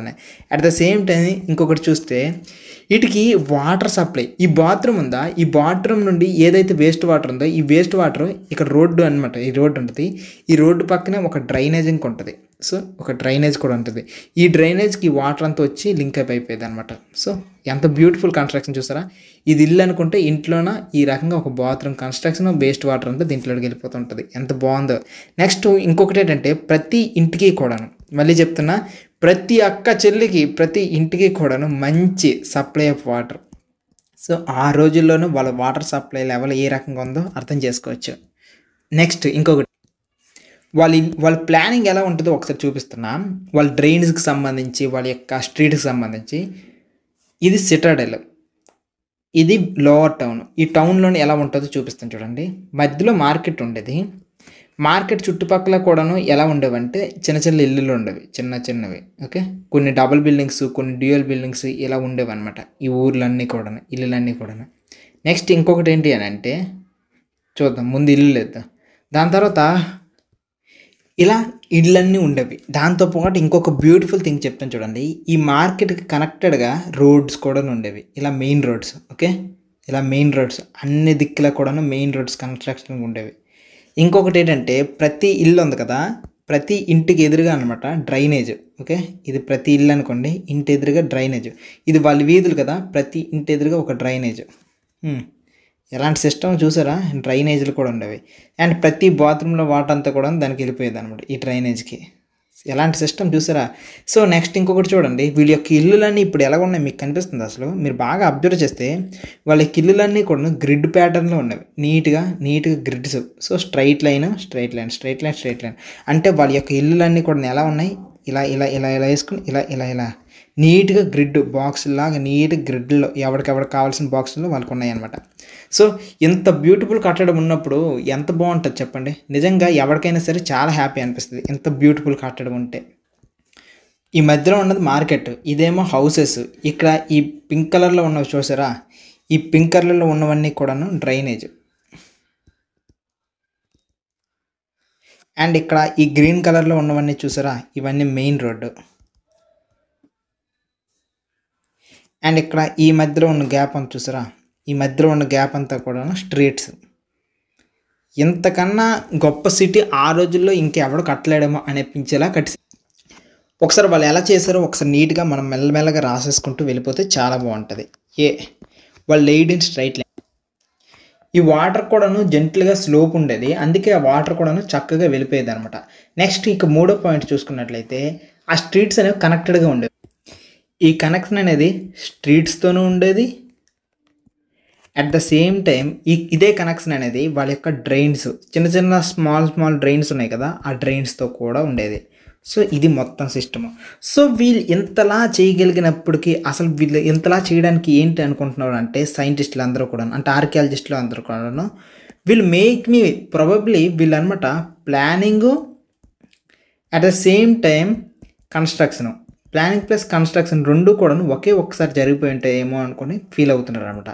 అంతలా ఒక్కసారి జరగకపోతే ఎలా కట్టుకోగలరు చెప్పండి, అందరూ కూడా ఒకేలాగా కష్టమే కదా. ప్లానింగ్ కన్స్ట్రక్షన్ రెండు ఒకేసారి కట్టుకుంటారు. సో ఇదే ఇక్కడ మనం చూస్తున్నాం కదా, ఇదే గ్రేట్ బాత్. సో ఇవే స్టెప్స్ డౌన్కి ఉన్నాయి, పక్కన చూడండి రూమ్స్ ఎలాగ ఉన్నాయో, ఇది వీటికి సంబంధించినంత వరకు. At the same time next steps కదా, ఈ స్టెప్స్ చూడండి, ఇవి స్టెప్స్ అనమాట, ఇంటర్లాకింగ్ ప్యాటర్న్లో ఉన్నాయి కదా ఇవి స్టెప్స్. ఇదిగో ఇవి డ్రైనేజెస్ అనమాట, నీట్గా కూడా ఎలాంటి డ్రైనేజెస్ ఎలాగ ఉన్నాయి చూడండి. నెక్స్ట్ ఇంకొకటి చూడండి, ఇది ఒక వెల్, ఈ వెల్ నుండి వాటర్ ఏ రకంగా సపరేట్ అవుతుంది అనేది. నెక్స్ట్ వాళ్ళ యొక్క లైఫ్ ఎలా ఉండేది అనేది కూడా మనకు చాలా ఇంపార్టెంట్ అవుతుంది. ఇంపార్టెంట్ అంటే ఇంకేం లేదు, మనం క్యూరియస్గా అర్థం చేసుకోవడానికి ఎలా ఉండేది లైఫ్ ఇన్ ది సిటీ అనేది ఇంకొకటి తెలుసుకుంటే భలే ఉంటుంది అనమాట. సో అది కూడా చూద్దాం, అక్కడ ఆ సిటీలో లైఫ్ ఎలా ఉండేది అనేది కూడా. అక్కడ ఎవరెవరు ఉండేవాళ్ళు, ఏ రకం ప్రజలు ఉండేవాళ్ళు అనుకుంటే అన్నిటికన్నా ఫస్ట్ చూస్తే రూలర్, దాని తర్వాత నెక్స్ట్ మనం మాట్లాడుకోవాల్సింది స్క్రైబ్స్. ఎవడి స్క్రైబ్స్ అనేది నేను చెప్పాను. దాని తర్వాత నెక్స్ట్ మనం మాట్లాడుకోవాల్సింది క్రాఫ్ట్ పర్సన్స్, అంటే రకరకాల వస్తువులు చేయగలిగే వాళ్ళు. దాని తర్వాత నెక్స్ట్ మనం మాట్లాడుకోవాల్సింది ట్రావెలర్స్ ఉంటారు కదా, ఈ ట్రావెలర్స్ ఎవరైనా ఉన్నారా అది కూడాను. అండ్ లాస్ట్గా చూసుకున్నట్లయితే చిల్డ్రన్. ఇవన్నీ ఎందుకు సార్ మాట్లాడుతున్నాం అనేది కూడా చూపిస్తాను చూడండి. యాక్చువల్లీ ఇవన్నీ కూడా ఇప్పుడు చూస్తున్నాం. సో ఒక్కొక్కరి గురించి చూసుకున్నట్లయితే, సో ఇక్కడ అన్నిటికన్నా ఫస్ట్ మాట్లాడాల్సింది అక్కడ లైఫ్ ఎలా ఉండేది, ప్రజల యొక్క లైఫ్ ఎలా ఉండేది అంటే, మనకైతే యూపీఎస్సీ ఎగ్జామ్లు లేకపోతే ఇంకా లైఫ్లో ఎదగాలి, జీవితంలో ఎదగాలి, ఏవో చేసేయాలని ఆశలు ఉంటాయి కాబట్టి మనం బిజీగా ఉంటాం. మరి ఆ రోజుల్లో ఆ ప్రజలు ఎలా ఉంటారంటే బాగా ఫ్రీగా ఉంటారు అనుకుంటున్నారు, అంత సీన్ లేదు, చాలా బిజీగా ఉంటారు. ఎందుకు బిజీగా ఉంటారు రీజన్ కూడా చెప్తాను. యాక్చువల్లీ వాళ్ళు బిజీగా ఉండడానికి ఏంటంటే, వాళ్ళు పంట పొలాలు చేయాలి, చాలా కన్స్ట్రక్షన్ చేసుకోవాలి, ఎంత పెద్ద ప్లానింగ్ చేయాలంటే కష్టం, అడ్మినిస్ట్రేషన్ చేసుకోవాలి కష్టం. సో వాళ్ళకి ఏవి కూడా సింపుల్గా అయిపోవు, మిషన్స్ లేవు, టెక్నిక్స్ లేవు, టెక్నాలజీస్ లేవు. సో డెఫినెట్లీ కూడాను చాలా బిజీగానే ఉంటుంటారు అనమాట. నెక్స్ట్ ఈ రూలర్స్ వీళ్ళందరూ కూడాను చాలా ఎంజాయ్ చేసే పర్సన్స్ అయ్యి ఉంటారు పక్కగా కూడా. నెక్స్ట్ స్క్రైబ్స్ గురించి మాట్లాడతా. స్క్రైబ్స్ అంటే ఎవరు అని అంటే, ఎవరికైతే రైటింగ్ తెలుసు, ఎవరికైతే రాయడం తెలుసో వాడిని ఏమంటామంటే స్క్రైబ్స్ అని అంటాం. సో రైటింగ్ అనేది ఆ రోజుల్లో చాలా గ్రేటెస్ట్ స్కిల్. ఈ రోజుల్లో సాఫ్ట్వేర్ ఇంజనీర్ లాంగ్వేజ్ తెలిసిన వాడు ఎలాగో గ్రేట్, ఆ రోజుల్లో కూడాను సేమ్ అంటే ఈ స్క్రైబింగ్స్ తెలిసిన వాడు అనమాట చాలా ఇంపార్టెంట్. నెక్స్ట్ వీడి వల్ల ఉపయోగం ఏంటంటే వాడు సీల్స్ తయారు చేస్తాడు. సీల్స్ అంటే ఏంటి సార్ అంటే మేజర్గా కూడా చూసుకున్నట్లయితే, మనం ఈరోజు కాయిన్స్ వాడుతున్నామా, వాళ్ళ రోజుల్లో అనమాట ఏదైనా ఒక పని చేయాలంటే రాజముద్ర అనే దాన్ని తయారు చేసేవాళ్ళు. చూపిస్తా సీల్ ఇక్కడ కనిపిస్తున్నాయి కదా, ఇవే సీల్స్.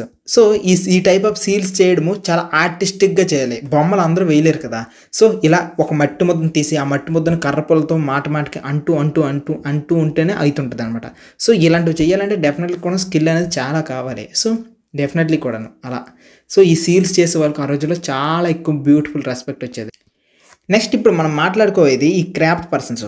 క్రాఫ్ట్ అంటే ఏం లేదు. ఏదైనా ఒక ఆర్ట్స్ లేకపోతే బొమ్మలు తయారు చేయడం ఇలాంటి వాటిని క్రాఫ్ట్స్ పర్సన్స్ అంటారు. మేజర్‌గా కూడాను ఈ క్రాఫ్ట్స్ లేకపోతే మంచి మంచి ఆర్టిస్టిక్ బొమ్మలు ఎవరు చేస్తూ ఉంటారంటే మెన్ చేసేవాళ్ళు, at the same time women కూడా చేసేవాళ్ళు. సో, వుమెన్ కూడా చేసేవాళ్ళంటే ఆ రోజుల్లో అర్థం చేసుకోండి జెండర్ ఈక్వాలిటీ ఉంది. అంటే అబ్బాయిలు, అమ్మాయిలు సమానమేనే. ఈ రోజుల్లో చూడండి అబ్బాయిలు ఈ పని చేయాలి, అమ్మాయిలు ఈ పని చేయాలి, అమ్మాయిలు నోరెత్తకూడదు ఇలాంటి మాటలు ఈ రోజుల్లోనే. కానీ ఆ రోజుల్లో ఏం లేవనమాట.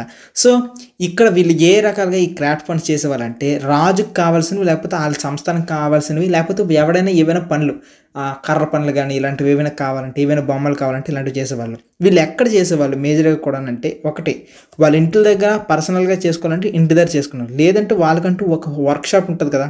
సో, ఏ ప్లేస్‌లో వర్క్ ప్లేస్ ఉంటుందో ఆ ప్లేస్‌లో వర్క్‌షాప్స్‌లో కూడాను చేసుకునేవాళ్ళంట. ఇది పరిస్థితి. నెక్స్ట్ మనం మాట్లాడకపోయేది ట్రావెలర్స్ గురించి. ట్రావెలర్స్ చాలా ఇంపార్టెంట్ రోల్ ప్లే చేస్తారంట. ఎందుకంటే వీళ్ళు ఒక్కొక్క ప్లేస్‌కి వెళ్తారు. రకరకాల వస్తువులు చూస్తారు. రకరకాల ప్లేసెస్ చూస్తారు. రకరకాల రా మెటీరియల్స్‌ని కూడా తీసుకొనొస్తారు. సో, ఈ రా మెటీరియల్స్‌లోననమాట చాలా వరకు కూడాను గోల్డ్ గానీ, సిల్వర్ గానీ ఇలాంటివన్నీ తీసుకొనొచ్చి రకరకాలుగా తీసుకొని వస్తుంటారు. ఒక ప్లేస్ నుండి ఒక ప్లేస్‌కి తిరిగేసి రకరకాలవన్నీ కూడా చెప్తూ ఉంటారు. వీళ్ళకి చెప్పడం గానీ, రకరకాల మెటీరియల్స్ తీసుకొని రావడం గానీ, లేకపోతే రోడ్ మ్యాప్స్ ఇలాంటివి క్రియేట్ చేయడం గానీ, ఈ ట్రావెలర్స్ చాలా ఇంపార్టెంట్ ప్లేస్. నెక్స్ట్ చిల్డ్రన్ గురించి మాట్లాడాలంటే, అసలు చిల్డ్రన్ గురించి నిజంగా మాట్లాడాలంటే మాట్లాడాల్సిందే. ఎందుకంటే, అక్కడ యాక్చువల్లీ మనకి కొన్ని బొమ్మలు కనిపించాయి. టెర్రకోట అనుకోని చిన్న చిన్న డాల్స్ కనిపించాయనమాట. ఈ రోజుకి చేస్తూ ఉంటారు టెర్రకోట ఆ ప్లేసెస్‌లో. సో, ఈ టెర్రకోట బొమ్మలు కనిపించాయి. మేబీ పిల్లలందరూ కూడా వీటితో ప్లేయింగ్ చేస్తుంటారేమో, అందుకోసమే ఇవి కనిపిస్తున్నాయి అనేది మనకు అనిపిస్తుంది. ఒకసారి చూద్దాం టెర్రకోట పిక్చర్. ఇక్కడ కనిపిస్తున్నాయే ఈ బొమ్మలు అనమాట టెర్రకోట బొమ్మలు. సో, ఈ బొమ్మలు ఉన్నాయంటే డెఫినెట్‌లీ కూడాను వాళ్ళకి మంచి ఆర్టిస్ట్ స్కిల్స్. అంటే ఎప్పుడో 1700, 1900 సంవత్సరాలు వెనక్కెళ్తే ఆ రోజుల్లో ప్రజలు ఎంత తెలివైన వాళ్ళు. భలే ఉంది కదా క్రేజీగా. ఈ రూలర్ గురించి మనం ఇంకాస్త ఇన్ఫర్మేషన్‌ని రాసేద్దాం. సెట్ అయిపోద్ది. టెక్స్ట్ బుక్‌లో ఉన్న ఇన్ఫర్మేషన్ రాసేసామనుకోండి ఒక పని అయిపోద్దనమాట. ఈ రూలర్ ఏం చేసేవాడు ఏంటి అంటే వీడు మేజర్‌గా కూడాను వీడి పనంతా కూడాను ప్లానింగ్ చేయించడం. స్పెషల్ బిల్డింగ్స్‌ని ప్లాన్ చేయించడం. నెక్స్ట్ అక్కడ వాళ్ళందరిని చూడడం. ఈ రూలర్ ఎక్కడుంటదో తెలిసిందే కదా! సిటాడెల్. ఈ సిటాడెల్ అనే ప్లేస్‌లో ఉంటాడు. నెక్స్ట్ ఈ బి చూస్తే వీడేం చేసేవాడంటే వీడు ప్రజలనమాట అటు నుండి ఇటు నుండి అటు ట్రావెలర్స్‌ని పంపించేవాడనమాట డిస్టెంట్ ప్లేసెస్‌కి. ఎందుకు ఈయన డిస్టెంట్ ప్లేసెస్‌కి పంపించాడు అనే దానికి మేజర్‌గా చూసుకున్నట్లయితే మేజర్‌గా కూడాను టు గెట్ రకరకాల వస్తువులను తీసుకొని రావడానికి. ఇలా తీసుకొని రావడానికి మేజర్ ఏంటంటే టు గెట్ ఏంటి అవసరమైతే గోల్డ్ తీసుకొని రావాలి కానీ, లేకపోతే సిల్వర్ కానీ, లేకపోతే ఏవైనా ఇంపార్టెంట్ మెటల్స్ ఉంటాయి కదా! ఈ మెటల్స్ తీసుకొని రావడం కానీ, లేకపోతే జ్యువెలరీ టైప్స్ తీసుకొని రావడం కానీ, ఇలాంటివి తీసుకొని రమ్మనడానికి పంపించేవాడనమాట. సో, ఇలాంటివి తీసుకొని వచ్చేటప్పుడు మీరు ఇక్కడ అర్థం చేసుకోవాలి. వీడు వాళ్ళ సిటీ వాడా కాదా అనుకున్న అలాంటి వాటికి ఏంటి వీళ్ళ దగ్గర సీల్స్ ఉంటాయి. ఇందాక చూపించాను కదా! అలాంటి సీల్స్ ఉంటే వీళ్ళు ఒకవేళ ఇలాంటి సీల్స్ డైరెక్ట్‌గా వెళ్ళి రాజభట్లకు తీసుకొని వస్తే వీడు మనోడే అనుకుని వీళ్ళు పర్మిషన్ ఇస్తారు. లేకపోతే ఏమవుతది? పోతాయి అన్నమాట. ప్రాణాలు పోతాయి. నెక్స్ట్ ఇంకొకటి ఏంటి అనంటే ఏవైతే వాల్యుబుల్ థింగ్స్ వస్తాయో అలాంటి వాటన్నిటిని కూడా ఈయన ఏం చేసేవాడంటే కింగే తన దగ్గర ఉంచుకునేవాడు. సో, అందుకే రాజుకి అంత బంగారము ఇవన్నీ ఉండేవి. సో, రాజు కదా ఆ మాత్రం ఉంటుందిలే. సో, వాల్యుబుల్ థింగ్స్ అన్నీ కూడాను. మేజర్‌గా ఏ టైప్ ఉంచుకుంటాడు? ట్రావెలర్స్ ఏం తీసుకొని వస్తున్నారు? గోల్డు, సిల్వరు, ఇంకొకటి బీడ్స్ అనమాట. బీడ్స్ అంటే చిన్న చిన్న పూసలు, రత్నాలు ఇలాంటివన్నీ కూడా ఉంచుకునేవాడు. ఇది రాజు చేసే పని. ఒకసారి లెసన్ స్టార్టింగ్‌కి వెళ్దాం. లెసన్ స్టార్టింగ్‌లో మనం దేని గురించి మాట్లాడతాం అనుకుని చెప్పాం చూసామా? యాక్చువల్లీ లెసన్ స్టార్టింగ్‌లో మనం మాట్లాడతాం అనుకున్నవి ఇవిగో. ఒకటి అవుట్లే గురించి మాట్లాడేసాం. హౌసెస్, ట్రైన్ గురించి మాట్లాడతాం. Life in the city and ఇక్కడ లాస్ట్‌కి వస్తే క్రాఫ్ట్స్ గురించి ఇప్పుడు మాట్లాడదాం. ఇప్పుడు విన్నది యాక్చువల్‌గా ఒక డెమో క్లాస్. ఈ డెమో క్లాస్ గాని మీకు నచ్చితే ఇవే క్లాసెస్ అనేవి ఎన్‌సీఈఆర్‌టీ ఫౌండేషన్ క్లాసెస్ అనుకుని ఉంటాయి మన యాప్‌లో. సో, ఈ యాప్‌లో మీరు ఉన్న వాటిని హ్యాపీగా మీరు ఓన్ చేసుకోవచ్చు. దీని యొక్క ప్రైస్ ఎంతంటే ₹4999. ఇన్ కేస్ మీకు ఇండివిజువల్‌గా ఈ సబ్జెక్ట్ కావాలన్నా సరే, కేవలం ఈ ఒక్క సబ్జెక్ట్ మాత్రమే కావాలని అనుకున్నా సరే అలా కూడా తీసుకోవచ్చు. సో, క్లాస్ వైజ్‌గా కూడా పర్చేజ్ చేయొచ్చు. హోల్ సబ్జెక్ట్ వైజ్‌గా కూడాను పర్చేజ్ చేయొచ్చు. అలా కూడా పర్చేజ్ చేయొచ్చు. మన అభిజ్ఞ అకాడమీ యాప్‌లో ఉంటుంది. సో, హ్యాపీగా మీరు మన యాప్‌కి వెళ్ళి రిజిస్టర్ అయ్యి సో, చక్కగా మీకు కావాల్సిన కోర్సెస్ అన్ని మీరు పర్చేజ్ చేసుకోవచ్చు. ఇది point 1. So, NCERT foundation classes గురించి అయిపోయింది. నా యొక్క మేజర్ మోటివ్ ఏంటంటే ఎన్‌సీఈఆర్‌టీ ఫౌండేషన్ గురించి కాదు. నేను చెప్పాలంటే ప్రతి ఒక్కరికి కూడా ఈ క్లాసెస్ అయిపోయిన తర్వాత మీకు ఇంకొక ఇంపార్టెంట్ థింగ్ ఏంటంటే మీరు స్టాండర్డ్ బుక్స్ చదవాలి. స్టాండర్డ్ బుక్స్ చదువుతున్నప్పుడు ఒక్కొక్కరికి ఒక్కొక్క రకాల కష్టాలు ఉంటాయి. సో, ఆ కష్టాలు అన్నిటి గురించి ఒక్కొక్కరికి తెలుసు. నేను యాక్చువల్లీ ఏం చేశానంటే సైన్స్ అండ్ టెక్, ఎన్విరాన్మెంట్ ఈ 2 ఉన్నాయి కదా! ఈ 2 కూడాను ఇది మీరు చదివితే మీరు ఇంకే బుక్ చదవాల్సిన అవసరం లేదు. పాయింట్ 1. ఇంకొకటి ఏంటంటే ర్యాంక్ అనేది పక్కా. ఓకేనా, ర్యాంక్ పక్క ఈ సబ్జెక్ట్ నుండి ఏ టాపిక్ వచ్చినా సరే అలాంటివి చెప్పాను. ఈ క్లాసెస్ అన్నీ కూడాను హ్యాపీగా ఒక్కసారి ఇది చదివితే చాలు, మిగిలిన ఇంకేం అవసరం లేదు, ఏ బుక్స్ అవసరం లేదు అనే టైప్గా అంత డెప్త్గా అంత కాన్సెప్ట్స్ చెప్పాను. మీరు in case UPSC, APSC, diet ఏది చేస్తున్నా సరే ఈ కోర్సెస్ హ్యాపీగా తీసుకోవచ్చు. రెండోది ancient history, medieval history and modern history. ఈ మూడు కూడా చాలామందికి నిద్ర వచ్చేస్తూ ఉంటుంది. చెప్పేవాళ్ళు కానీ సరిగ్గా చెప్పకపోతే, మనసు పెట్టి చెప్పకపోతే, సరిగ్గా అక్కడ కాన్సెప్ట్ చెప్పకపోతే, కావాల్సినంత డెప్త్తో చెప్పకపోతే ఇబ్బంది అయిపోద్ది. సో ఈ ancient history, medieval history and modern history ఈ మూడు కూడాను మీరు ఏ స్టాండర్డ్ బుక్స్ తీసుకున్నా సరే అన్ని స్టాండర్డ్ బుక్స్ని అర్థం చేసుకొని అన్ని స్టాండర్డ్ బుక్స్కి అనుగుణంగా చేసింది ఈ క్లాసెస్ అనమాట. యూపీఎస్సీకి సంబంధించినంత వరకు కూడా అయినా, ఏపీఎస్సీకి అయినా, దేనికైనా సరే స్పెక్ట్రము, అదే రకంగా ఆర్ఎస్ శర్మ, సతీష్ చంద్ర, అదే రకంగా బిపిన్ చంద్ర, ఇలాంటి రకరకాల బుక్లు, ఆఖరికి స్టేట్ సిలబస్ అయినటువంటి బుక్స్తో కూడా అన్నీ కలిపి ఇక్కడ చేసిన క్లాసెస్ ఇవి. సో మనసు పెట్టి హ్యాపీగా మీరు ఇంకా వింటే చాలు, కాన్సెప్ట్స్ అన్నీ క్లియర్గా అర్థమైపోతే. అన్నీ కూడా చిన్న చిన్న వీడియోస్లో ఉంటాయి. ప్రతి కాన్సెప్ట్ కూడా విత్ ఇమాజినేషన్, విత్ యానిమేషన్తో సహా ఈ క్లాసెస్ ఉన్నాయి. సో హ్యాపీగా ఇంట్రెస్ట్ ఉన్న వాళ్ళు హ్యాపీగా ఈ క్లాసెస్ని ఓన్ చేసుకోండి, మీ ర్యాంక్ మీరు తెచ్చుకోండి. అండ్ ఇక పాలిటీ, ఎకానమీ, జాగ్రఫీ ఈ మూడు టాపిక్స్కి వస్తే యాక్చువల్లీ ఈ మూడు కూడా టెక్నికల్ టాపిక్స్. ఇక్కడంతా కూడా కాన్సెప్ట్స్ ఎంత ముఖ్యమో దాంతోపాటు ఫ్యాక్ట్స్ కూడా అంతే ముఖ్యం. అన్నిటికన్నా మించి చాలా వరకు మైండ్ మ్యాప్స్ కూడా అవసరం. వీటన్నిటిని నీడ్స్ అన్నిటిని సర్వ్ చేస్తూ ప్రతి ఒక్కరికి ప్రతి కాన్సెప్ట్ కూడా అర్థమయ్యే లెవెల్గా, ఎవరికైతే బేసిక్స్ లేకపోయినప్పటికీ అర్థం కావట్లేదు అని అనిపిస్తుందో వాడితో సహా ఈ క్లాసెస్ అన్నీ చెప్పడం జరిగింది. అన్నీ కూడా చిన్న చిన్న వీడియోస్తో విత్ డెప్త్ కాన్సెప్ట్స్తో అన్ని కాన్సెప్ట్స్ కలిపి సిలబస్లో ఉన్న ప్రతి కాన్సెప్ట్ని కలిపి చెప్పడం జరిగింది. యూపీఎస్సీకి, ఏపీఎస్కి, డైట్కి, టెట్కి అందరికీ కూడా సరిపోయేలాగా. సో ఇన్ కేస్ ఇంట్రెస్ట్ ఉంటే హ్యాపీగా ఈ క్లాసెస్ని ఓన్ చేసుకోండి. ఇవన్నీ కూడా స్టాండర్డ్ బుక్స్ సంబంధించినంత వరకు. అండ్ దీంతో పాటుగా ఇంకొక ఇంపార్టెంట్ థింగ్ ఏంటంటే యాప్టిట్యూడ్ రీజనింగ్. ఎవరైతే కాంపిటేటివ్కి ప్రిపేర్ అవుతున్నారో యాప్టిట్యూడ్ రీజనింగ్ లేని బుక్ అంటూ లేదు. సో మీకు వచ్చే ప్రాబ్లం ఏంటంటే కొన్ని రకాల ప్రాబ్లమ్స్ వింటారు, ఒక 30-40 ఇవి, వీటితో నాకేం అర్థం కావట్లేదు, చాలా ఇబ్బంది అయిపోతుంది అని అనుకుంటారు. మీరు స్కూల్ టెక్స్ట్ బుక్స్లో మ్యాథ్స్ అయితే ఈజీగా చేసేస్తారు, ఎందుకంటే అన్నీ కూడా సెక్షన్ వైజ్గా ఉంటాయి, మోడల్ వైజ్గా ఉంటాయి. సో అక్కడ చేయడానికి ఒక 5-6 క్వశ్చన్స్ ఉంటాయి, వాటిని చేస్తే మీకు అండర్స్టాండింగ్ వస్తుంటుంది. సేమ్ అదే దాన్ని ఇక్కడ కూడా తీసుకొని వచ్చాను. ప్రతి లెక్క కూడా మోడల్ వైజ్గా తీసుకొని రావడం జరిగింది. సో ఇక్కడ నేనేంటంటే ఒక్క చాప్టర్కి సంబంధించినంత వరకు ఎన్ని మోడల్స్ ఉంటాయో అన్ని మోడల్స్ని కలిపి చెప్పడం జరిగింది. విత్ ఒక మోడల్కి సంబంధించి చాలా క్వశ్చన్స్ని సాల్వ్ చేస్తూ మీ ముందే లైవ్స్లో సాల్వ్ చేస్తూ చేసిన క్లాసెస్ ఇవన్నీ కూడాను. సో ఒక్కసారి ఈ క్లాస్ వింటే, ఈ క్లాస్ని మీరు ఓన్ చేసుకుంటే మీకు ఇక నాకు ఈ క్వశ్చన్ రాదు అనే సమస్య అనేది లేదు, నాకు ఈ ప్రాబ్లం ఏ మోడల్లో ఉందో కూడా తెలియదు అనే ఆ ప్రాబ్లం కూడా ఉండదన్నమాట. అంతలా ఉంటుంది. సో ప్రతి కాన్సెప్ట్ కూడా, ప్రతి మోడల్ కూడా మీకు హ్యాపీగా డిస్కస్ అవ్వడం జరిగింది.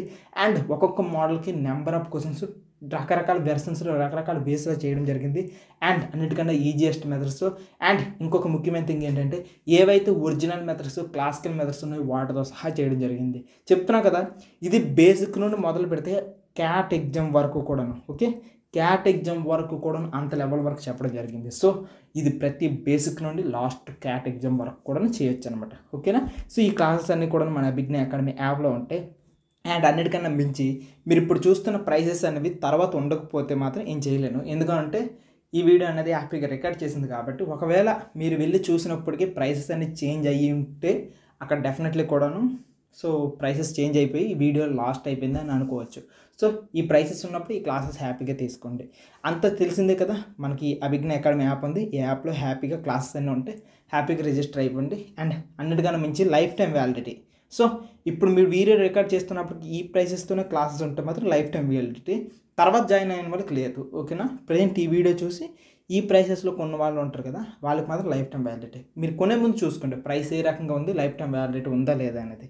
Okay, thank you and bye. Actually ఈ క్రాఫ్ట్స్ అనేవి ఎందుకు ఇంపార్టెంట్ అనేది సంగతి మేజర్గా అబ్జర్వ్ చేసుకున్నట్లయితే, పాయింట్ 1, మీరు హయ్యర్ స్టడీస్ చదివితే ఆర్ట్ అండ్ కల్చర్ అనుకుని ఒక టాపిక్ ఉంటుంది. సో దీంట్లో ఆర్ట్స్ కల్చర్ మీకు మార్క్స్ వస్తాయి, పాయింట్ 1. ఇది మార్క్స్ కోసం పాయింట్ 1. అండ్ చిన్నపిల్లలు మీరు ఉన్నారు కదా, మీ గురించి చెప్తున్నాను చూడండి. యాక్చువల్లీ ఈ ఆర్ట్స్, ఈ కల్చర్ ఇవంతా కూడాను మన హిస్టరీలో చాలా ప్రివిలేజెస్ అనమాట. ఎందుకంటే మనం ఎక్కడి నుండి మొదలయ్యాము, ఎలా స్టార్ట్ అయ్యాము అనే ఆరిజిన్స్ గురించి మనకు తెలుస్తున్నప్పుడు చాలా గమ్మత్తుగా ఉంటుంది. అండ్ పాయింట్ 2, ఒక సొసైటీలో ఉండే ఆర్ట్స్ బట్టి వాళ్ళ యొక్క ఆలోచన తీరు ఎలా ఉంటుంది. పాయింట్ 1, వాళ్ళ యొక్క యాటిట్యూడ్ టువర్డ్స్ ఆర్ట్స్ అనేవి ఏ రకంగా ఉంటాయి.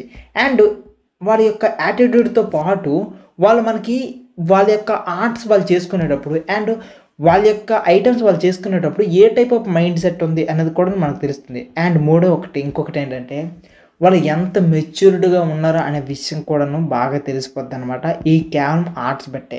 అండ్ ఇంకొక బ్యూటిఫుల్ పాయింట్ ఏంటంటే ఈ ఆర్టిస్టిక్ పీపుల్ ఎంత క్వాలిటీ ఐటమ్స్ చేస్తున్నారు, వాళ్ళకి ఎంత నాలెడ్జ్ తెలుసు అనే విషయాలు కూడా తెలుస్తాయి. సో ఇవన్నీ కూడాను యాజ్ ఏ ఆర్కియాలజిస్ట్గా ఓకే. కానీ ఇంకొక బ్యూటిఫుల్ పాయింట్ ఏంటంటే మరి యాజ్ ఏ స్టూడెంట్గా చూసుకున్నట్లయితే యాజ్ ఏ అక్కడున్న సిచ్యువేషన్లో మీరే ఆ ఇండస్ వ్యాలీ సివిలైజేషన్లో మీరే ఉన్నారు. మీరు ఉండేటప్పుడు అక్కడ దాన్ని బట్టి మీరేం అర్థం చేసుకుంటారు, ఈ ఆర్ట్స్ బట్టి మీకేం అర్థమవుతుంది అని అర్థం చేసుకునేటప్పుడు పాయింట్ 1 ఏంటంటే ఆ రోజుల్లో ఆర్టిస్టిక్ పీపుల్కి చాలా రెస్పెక్ట్. ఎందుకంటే స్కిల్ ఎవరి దగ్గర అయితే రేర్ స్కిల్ ఉంటుందో అలాంటి స్కిల్ ఉన్న వాళ్ళు డెఫినెట్లీ కూడా సమాజంలో ఎప్పుడు కూడాను హై పొజిషన్లోనే ఉంటారనమాట. సేమ్ కూడాను ఆ రోజుల్లో ఈ క్రాఫ్ట్స్ పీపుల్ కూడాను అంతే. ఎవరికైతే క్రాఫ్ట్స్ వచ్చో వాడు కూడాను సేమ్ అలానే ఫీల్ అవుతూ ఉంటారు అనమాట. సో ఇది క్రాఫ్ట్స్ గురించి. అయితే ఈ క్రాఫ్ట్స్ మేజర్గా కూడాను ఈ క్రాఫ్ట్స్లో వాళ్ళు ఏదైనా ఒక వస్తువు తయారు చేస్తూ ఉండాలి కదా. ఇలాంటి వస్తువులు తయారు చేస్తున్నప్పుడు వాళ్ళు మేజర్గా వస్తువులన్నీ కూడా వెయిట్ వాటితో తయారు చేస్తున్నారు అనేది బిగ్గెస్ట్ క్వశ్చన్. సో అలాంటి దాంట్లో మేజర్గా ఏంటంటే వాళ్ళు తయారు చేసిన వస్తువులు ఇవన్నీ కూడాను ఒకటి స్టోన్స్తో చేసేవాళ్ళు, సెకండ్ మెటల్స్, ఈ మెటల్స్తో కూడాను చేసేవాళ్ళు. అండ్ ఇంకొక బ్యూటిఫుల్ క్వాలిటీ ఏంటంటే సెల్ అంటే ఏంటంటే ఏవైతే ఇంతకుముందు చూపించాను కదా నట్ సెల్ ఇలాంటివన్నీ కూడాను వాటిలో కూడాను మ్యూసెల్స్ అంటారు కదా ఆ షెల్స్తో కూడా చేసేవాళ్ళు. ఏవైనా పెంకులు ఓకే. ఎస్పెషలీ మనం మెటల్స్ గురించి ఆలోచిస్తే ఇదే మెటల్స్లో అనమాట వాళ్ళకి రకరకాల మెటల్స్ తెలుసు. సార్ రకరకాల మెటల్స్ తెలిసి మనకేంటి లాభం అంటే వాళ్ళకి ఏ మెటల్స్ తెలుసు అనే దాన్ని బట్టి మనం ఇంకొక విషయాన్ని కూడా అబ్జర్వ్ చేయొచ్చు. ఎందుకంటే వాళ్ళకి ఆ మెటల్స్ అనేవి ఎక్కడి నుండి దొరుకుతున్నాయి అనే విషయం పాయింట్ కూడా మనకు తెలిసిపోద్ది అనమాట. అలాంటి దాంట్లో మేజర్గా కూడాను వాళ్ళకి ఏమేమి మెటల్స్ తెలుసు అనేది చూసుకున్నట్లయితే ఒకటి వాళ్ళకి గోల్డ్ అనేది తెలుసు. పాయింట్ 1 గోల్డ్ అనేది తెలుసు. వాళ్ళకి సిల్వర్ కూడా తెలుసు. అండ్ మూడో చూస్తే వాళ్ళకి బ్రాంజ్ అనేది కూడా తెలుసు. బ్రాంజ్ ఎప్పుడైతే తెలిసిందో ఇంకొక బ్యూటిఫుల్ పాయింట్ ఏం తెలుస్తుంది అంటే బ్రాంజ్ అనేది మనకు మేజర్గా కూడాను టిన్ను ప్లస్ లెడ్ అనుకుంటా. టిన్ ప్లస్ లెడ్ లేకపోతే టిన్ ప్లస్ కాపర్ అంటే actually tin plus copper. So tin plus copper అనమాట, ఎస్ అని అంటారు ఓకే సియో. So tin plus copper is equals to bronze. ఎందుకు సార్ ఇది వేస్తున్నారు మీరు అనుకునేటప్పుడు యాక్చువల్లీ ఒక 2 మెటల్స్ని కరిగించేసి వాటితో ఒక సింగిల్ మెటల్ తయారు చేస్తారు. ఒక సింగిల్ ఎలా తయారు చేశారంటే వాళ్ళు మామూలు కాదు, వాళ్ళకి చాలా నాలెడ్జ్ తెలుసు అనే విషయం అనేది దీన్ని బట్టి మనకు క్లియర్గా తెలిసిపోతుంది. అందుకే ఇక్కడ రాసిన కాపర్ కూడాను. సో వాళ్ళకి ఇక్కడ కాపర్ కూడా తెలుసు. ఇది మేజర్ థింగ్. అండ్ ఈ మెటల్స్లోనమాట వాళ్ళకి మేజర్గా కూడాను కొన్ని డిఫరెంట్ థింగ్స్ కూడా చేశారు వాళ్ళు.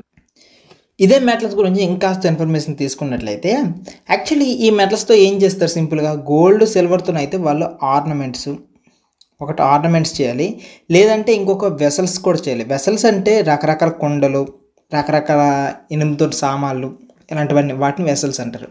అట్ ద సేమ్ టైం ఇక్కడ బ్రాంజ్ ఈ కాపర్ ఈ రెండుతో అయితే ఇంకేం చేస్తారంటే ఒకటి అయితే టూల్స్ చేసి ఉండాలి కదా, చేశారు కూడా ఆల్రెడీ. అండ్ వెపన్స్ కూడా చేసుకునే వాళ్ళు అనమాట. ఇది వీళ్ళ యొక్క స్టైల్. అండ్ ఇక్కడ స్టోన్ సంగతి చూసుకున్నట్లయితే ఈ స్టోన్తో కూడాను చెట్టు అనుకుని ఒక స్టోన్ ఉందన్నమాట.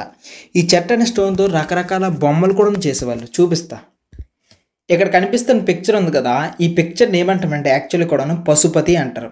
సో ఈయన పశుపతి అంటారంట యాక్చువల్లీ కూడాను. సో ఈ పశుపతి అంటే నథింగ్ బట్ శివుడు.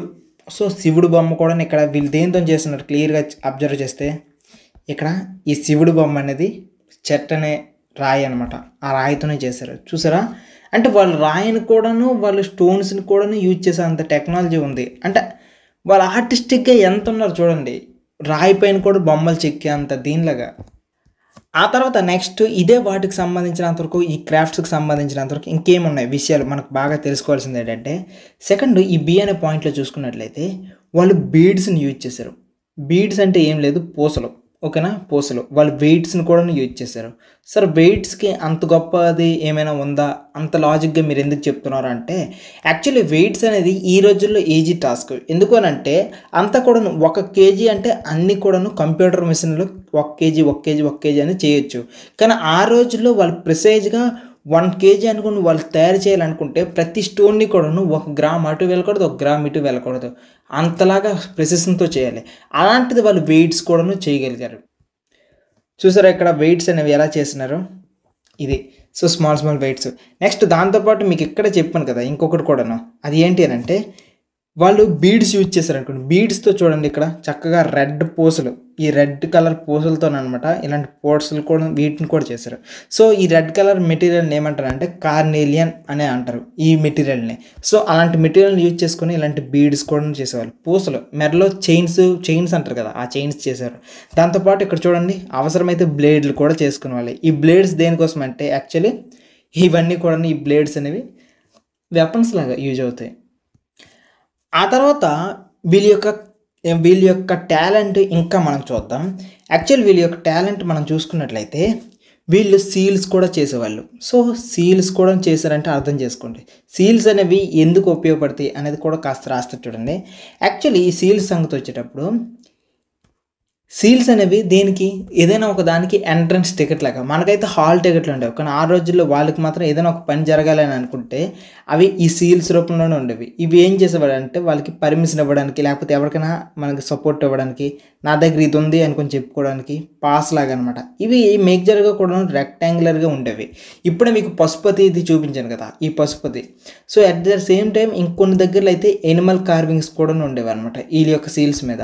అయితే ఇప్పటికీ కూడాను కొన్ని సీల్స్ ఉన్నాయి, ఆ సీల్స్ మీద లాంగ్వేజ్ ఉంది, వీళ్ళ యొక్క లాంగ్వేజ్. ఆ లాంగ్వేజ్లో వాళ్ళు ఏం చెప్తున్నారో మనకి ఏం ఇప్పటికీ అర్థం కావట్లేదు. సో వాటి యొక్క లాంగ్వేజ్ మనం ఇప్పటికీ డెసిఫర్ చేయలేదు అనమాట. అట్ ద సేమ్ టైం ఇక్కడ డి అనే పాయింట్ చూస్తే వీళ్ళు పాట్స్ కూడా చేసేవాళ్ళు. సో ఈ పాట్స్ అనేవి కొండలు కదా, ఈ కొండలు అనేవి మ్యాక్సిమం కూడా బ్లాక్ డిజైన్తో ఉండేవి. అయితే వీటి మీద పెద్దగా డిజైన్ అంటే ఏమీ ఉండేవి కాదు, కానీ కొండలు అయితే ఉన్నాయి అనమాట. ఒకటి కొండలు అనేవి చేశారు. సో దీన్ని బట్టి మనకు అర్థమయ్యేది ఏంటంటే వీళ్ళ యొక్క సివిలైజేషన్ కాస్త రిచ్గానే ఉంది, కాస్త టాలెంట్స్తో కూడా ఉంది అనే విషయం అనేది ఇక్కడ అర్థమవుతుంది అనమాట. నెక్స్ట్ ఇంకొక బ్యూటిఫుల్ పాయింట్ ఏం రాయొచ్చు అంటే వీళ్ళకి కాటన్ అనేది తెలుసు అనే మాట తెలుస్తుంది అనమాట. ఈ కాటన్ గురించి తెలుసు అనే ఎవిడెన్స్ ఎక్కడ దొరికిందంటే మనకి మెహర్గర్ అనుకుని ఒక ఏరియా ఉంది. సో మీకు ఆల్రెడీ పాకిస్తాన్కి దగ్గరలో ఉంది కదా ఆ ఏరియాలో.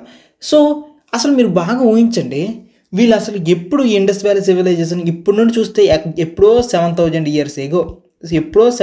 ఇయర్స్ ఎగో టైంలోన అంతకన్నా ముందు వీళ్ళకి కాటన్ గురించి తెలుసు. ఆ కాటన్తో అవసరమైతే డ్రెస్సెస్ కూడా చేసుకున్నారనమాట.